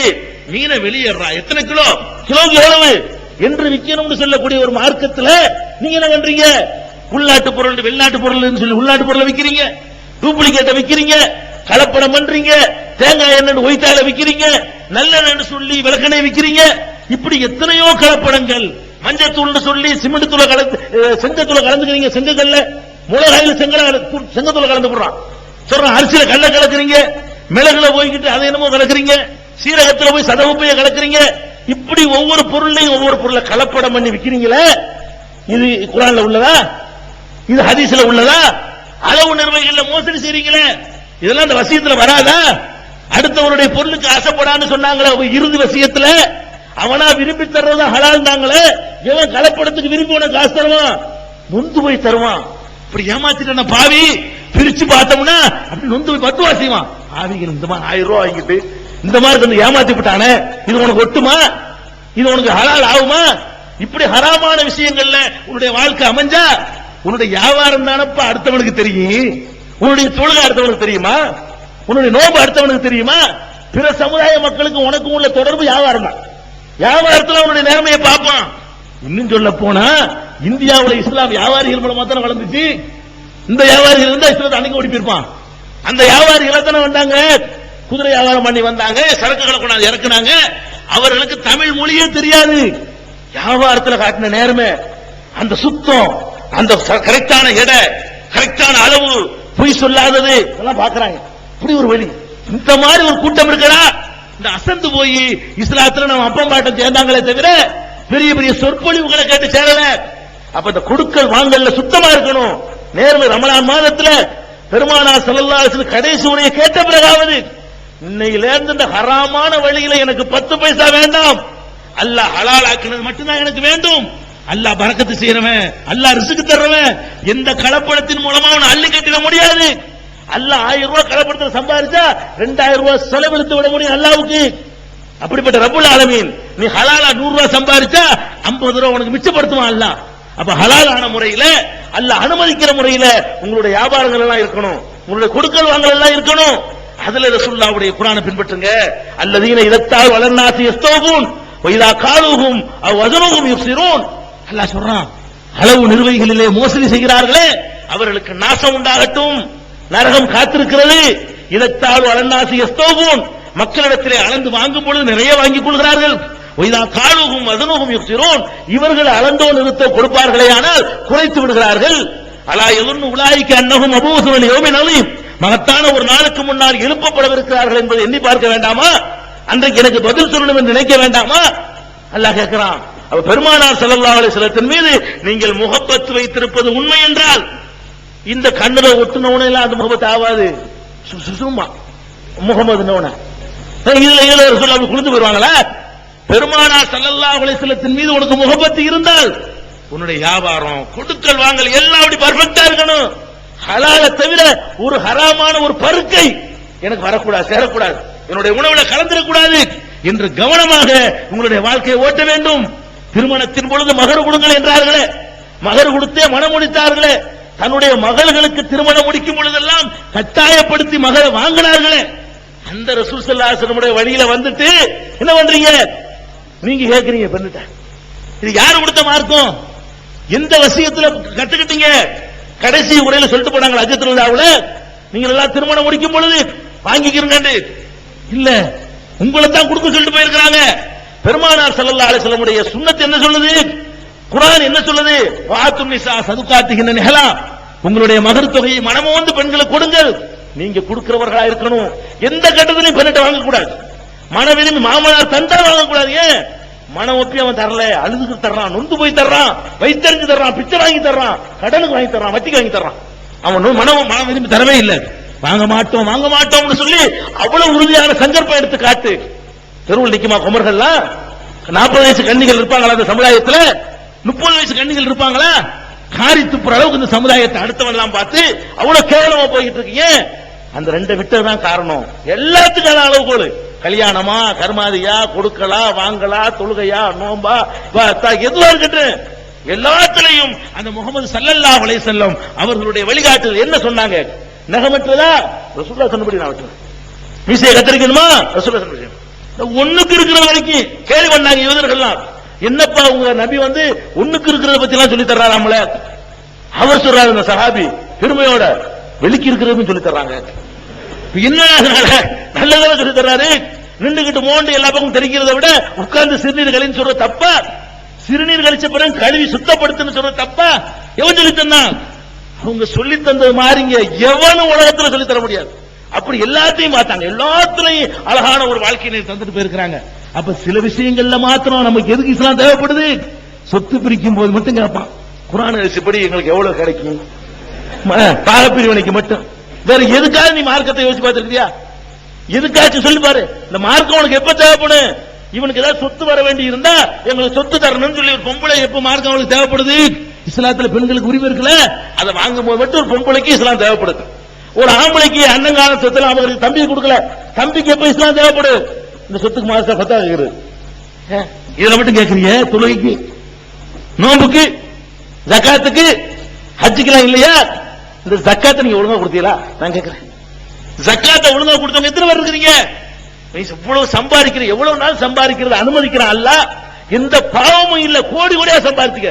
வேற வேற மார்க்கத்துல எல்லாம் பணத்தை தொடாதேமா, நடக்காத காரியத்தை சொல்லுவான். அவன் சாமியார்கள் அழிட்டு போயிருவான். ஆசை அருமீன், ஆசை அருமீன், ஈசனோட ஆயினும் ஆசை அருமீன்மா, ஆசை அறுத்துரு, ஆசை அறுத்துருமா. ஆசை உன்னை அறுக்க சொல்லல, நல்லா சம்பாரி, கோடீஸ்வரன் ஆகும். எத்தனை 10 கோடீஸ்வரன் வேண்டாம் ஆகும், 1000 கோடி வேண்டாம் கொண்டுட்டு போ. யார் இஸ்லாம் தடையே செய்யல, எந்த ஒரு உனக்கு தடையும் பண்ணல. என்ன பண்ணுது? ஒரு 2.5% கொடுத்துருப்பா. உன்னுடைய ப்ராப்பர்ட்டிஸ்ல இருந்து, உன்னுடைய சொத்துல இருந்து, உன்னுடைய இருக்கிற காசுல இருந்து, தங்கத்துல இருந்து, உனக்கு இருக்கிற பில்டிங்ல இருந்து ஒரு 2.5% அடுத்தவங்களுக்கு ஏழைகளுக்கு கொடுத்துரு, கம்பல்சரியா கொடுத்துரு. இந்த 100க்கு 2 கொடுக்க உனக்கு வரலன்னா என்ன நீ மார்க்கத்தில் இருக்கிற? எல்லாத்தையுமே அல்லாஹ் கேட்கிறான். எவ்வளவு சம்பாதிச்சா உனக்கு அல்லாஹ் ஹலால் ஆக்கி எவ்வளவு வேண்டாம் அனுபவிச்சுக்க. எந்த கொஸ்டின் வராது. சுலைமான் நபி அனுபவிக்கலையா? சுலைமான் நபிக்கு என்னென்னமோ கொடுத்தான் அல்லாஹ். எப்படி கொடுத்தான்? அந்த ஒரு பெண்மணிய பக்கத்து நாட்டு அரசியை கூட்டிட்டு வர்றாங்க. கூட்டிக்கிட்டு வந்தா அந்த அம்மா நடந்து வரும் பொழுது அந்த அரண்மனையில் இருக்கிற தரையில கால் வச்ச உடனே தண்ணி மாதிரி இருக்கு. அந்த தண்ணின்னு சொல்லி அந்த அம்மா என்ன செய்யுது? கீழே அறைய லேசா தூக்குது. ஆனா தண்ணி இல்ல. தண்ணின்னு தெரிகிற அளவுக்கு தரை போட்டு வச்சிருக்காரு சுலைமான் நபி. அதெல்லாம் தப்பு கிடையாது. குர்ஆன்ல எல்லாம் சொல்லி காட்டுறான். ஆனா ஹலாலான முறையில் நீ எப்படி வேணா அனுபவிச்சுட்டு போ, தப்பு கிடையாது. அது உன்னுடைய அது ஹைருங்கிறான் அல்லாஹ், அனுமதிக்கிறான். இப்படி அனுமதிச்சுட்டு கொண்ட என்ன எதிர்பார்க்கிறான்? 2%. எத்தனை பேர் கணக்கு பார்த்து கொடுக்குறீங்க? கொடுத்தா பிச்சை எடுப்பானா? கொடுத்தா தெருத்தருவா அலைவானா? கொடுத்தா பள்ளிவாசல்ல வந்து குமாரி வந்திருக்குன்னு சொல்லுவானா? கொடுத்தா கையேந்துக்கிட்டு பாருங்க, தொழுதுட்டு சும்மா தொழுது வர முடியுதா? வெள்ளிக்கிழமை தொழுதுட்டு வெளியே வந்தோம்னு சொன்னா முஸ்லிம் சமுதாயத்தினுடைய தாய்மார்களும் முதியவர்களும் கண்ணு தெரியாத நிக்கிறாங்களே, பக்கத்து வீட்டுல ஏழை இருக்கிறாங்க. இதெல்லாம் நினைச்சு பாத்தியா? இந்த 2% ஜக்காத்து கொடுக்க கூட மனசு இல்லைன்னா பெருமானார் ஸல்லல்லாஹு அலைஹி வஸல்லம் என்ன நீங்க பின்பற்றீங்க? எந்த கடமையை கடைசியா வலியுறுத்தினாங்களோ தொழுக நோம்போட ஜக்காத்தையும் வலியுறுத்தி இதை செஞ்சா என்னோட இருப்பேன் சொன்னாங்களே. ரசூல் ஸல்லல்லாஹு அலைஹி வஸல்லம் அவரோட இருக்க உனக்கு ஆசை இருந்தால் ஜக்காத்தை கணக்கு பண்ணி கொடு. கொடுத்த குறையும் நினைக்கிறியா? இல்ல. அல்லாஹ் சொல்றான் யமஹக்குல்லாஹு ரிபா வ யுர்பி ஸதகாத். குர்ஆனுடைய கேரண்டி. வட்டியை அல்லாஹ் அழிக்கிறான், சதக்காவில் அல்லாஹ் பரக்கத்து செய்கிறான். கொடுத்து பாரு, ஒண்ணுக்கு 10 தருவான். உனக்கு வைக்க இடம் இருக்காது, ஒண்ணு கொடு 10 அள்ளி போடுவான் அல்லாஹ் ரப்பல் ஆலமீன். சதக்கா என்பது, தர்மம் என்பது, அடுத்தவர் கொடுக்கிறது என்பது உனக்கு பரக்கத்தை செய்யும், அதிகப்படியான வளர்ச்சியை தரும், குறைந்த காசுல நிறைய நன்மைகளை பெற்று தரும்னு சொல்லி அல்லாஹ் கேரண்டி தர்றானே. அந்த ஜக்காத்தை உங்கள் வாழ்க்கையில கடைப்பிடியுங்கள். வட்டி பக்கமே போவாதீங்க. இந்த சமுதாயத்தில் உள்ள எத்தனை பேரு, இதே சென்னை, பாதி சென்னை முஸ்லிம்களுக்கு சொந்தமா இருந்துச்சு. பாதி சென்னை முஸ்லிம்களுக்கு சொந்தம். மதரசா இருந்த காரணத்தினால இதுக்கு மதராசுன்னு பேரு. அந்த அளவுக்கு முஸ்லிம்களுக்கு சொந்தமாக இருந்த இந்த பாதி சென்னையில வட்டிக்கு கொண்டு வச்சு வச்சு வச்சியே ஒண்ணுமில்லாம போயிட்டான். ஒண்ணுமில்லை விட்டான். முஸ்லீம் போய் கடன் கொடுக்க ஆள் இல்லாதனால, மனிதாபிமானமான உதவி இல்லாதனால, ஜக்காத்துங்கிற ஒரு அமைப்பு நம்மள்ட்ட ஈடுபட்டு போனதுனால அவன்கிட்ட கொண்டு அடகு வச்சு 1000 ரூபாய் வாங்கி 5 கோடி ரூபாய் சொத்தை இழந்தவன்லாம் இருக்கிறான். 10,000 ரூபாய் வாங்கி 10 கோடி ரூபாய் சொத்து மூழ்கி போச்சு, வட்டி கொடுக்க முடியாம. இப்படியே எல்லா சொத்துக்களையும் கைவிட்டு நீ தெருவில் நிக்கிறாங்க. பாடம் கத்துக்கிறணும், அதெல்லாம் பாடம் கத்துக்கிறணும். அதனால வட்டி இல்லாத முறையில் ஒரு அருமையான பைத்துல் மால், ஏழைகளுக்கு உதவக்கூடிய ஒரு அமைப்பை உருவாக்கி ஆகணும். ஏழைகளுடைய நலன்களை பாதுகாக்கிறதுக்காக கொடுக்கணும். வட்டி இல்லாத கடனை கொடுத்து வட்டிங்கிறது மன்னிக்கப்படாத பாவம்டாங்களே, காலில் விட்டு மிதிச்சாங்களே, தள்ளுபடி செஞ்சாங்களே. வட்டி வாங்கக்கூடியவன் முஸ்லீம்ல இருக்கிறான். நிர்பந்தத்துக்கு போய் வட்டிக்கு வாங்கின பரவாயில்லை, வட்டியவே தொழிலா செய்யக்கூடிய முஸ்லீம் இருக்கிறான். இதுவரை நீ அறியாமையில் செய்திருந்தால் இன்னைக்கு தெரிஞ்சுக்க. ரசூலுல்லாஹ் மேல முகப்பத்து இருந்தால், யார்கிட்டலாம் நீ கடன் கொடுத்தியோ அசல கொடுங்க, எனக்கு வட்டி வேண்டாம், அசல் மட்டும் கொடுங்க போதும் என்று இன்னைக்கு நீ தெரிந்து கொண்டால் அல்லாஹ் நிச்சயமா மன்னிப்பான். தெரியாம செஞ்சதுனால, அறியாம காலத்தில் நீ வாங்கி இருந்தாலும் கொடுத்திருந்தாலும் வட்டியிலிருந்து விலகிக் கொள்ளுங்கள். இப்படி பெருமானார் ஸல்லல்லாஹு அலைஹி வஸல்லம் சொன்ன எல்லாத்தையுமே குர்ஆன்ல உரசுங்க, ரசூல் ஸல்லல்லாஹு அலைஹி வஸல்லம் உடைய சுன்னத்துல உரசுங்க. அதுக்கு ஒத்து இருக்குன்னு சொன்னா அதை கடைப்பிடிங்க. இல்லன்னா அது எத்தனை வருஷத்து பழக்கமா இருந்தாலும் தூக்கி கடாசிருங்க. இதுதான் உங்களுக்கு சொல்ல வேண்டிய அறிவுரை. பெருமானார் ஸல்லல்லாஹு அலைஹி வஸல்லம் சொன்னது போல இறுதியாக அவங்க சொன்னாங்க, இதை அடுத்த ஆளுக்கு சொல்லிருங்க.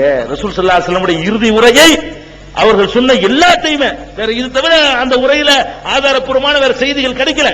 எல்லா செய்திகளையும் உங்கள் கண்ணு முன்னாடி வச்சாச்சு. கடைசி வசியத்தை வச்சாச்சு. வச்சதோட இதை எடுத்து சொல்ற பொறுப்பை ரசூல் ஸல்லல்லாஹு அலைஹி வஸல்லம் ஒப்படைச்ச மாதிரி உங்கள் தலையில சுமத்துற எல்லாத்துலயும் சேர்த்து சுமத்தப்படுது. இங்கே வந்திருக்கக்கூடிய மக்கள், வராத மக்களுக்கு சொல்லிருங்க, இப்படி ரசூல் ஸல்லல்லாஹு அலைஹி சொன்னாங்களாம், கடைசி உரையில சொன்னாங்களாம், இப்படிதான் நம்ம நடக்கணுமா. பெருமானார் ஸல்லல்லாஹு அலைஹி வஸல்லம் இதுதான் விரும்பி இருக்கிறாங்க, அப்பதான் நம்ம அவங்களோட சொர்க்கத்தில் இருக்க முடியுமா, அவங்க அற்புதமான உரையை சொன்னாங்களாம் சொல்லி ரசூல் ஸல்லல்லாஹு அலைஹி வஸல்லம் உரையை மக்கள்கிட்ட கொண்டு போங்க, எல்லா மக்களும் கொண்டு போய் சேருங்கள் என்று கூறி இந்த வாய்ப்புக்கு நன்றி கூறி என்னுடைய உரையை நிறைவு செய்கிறேன்.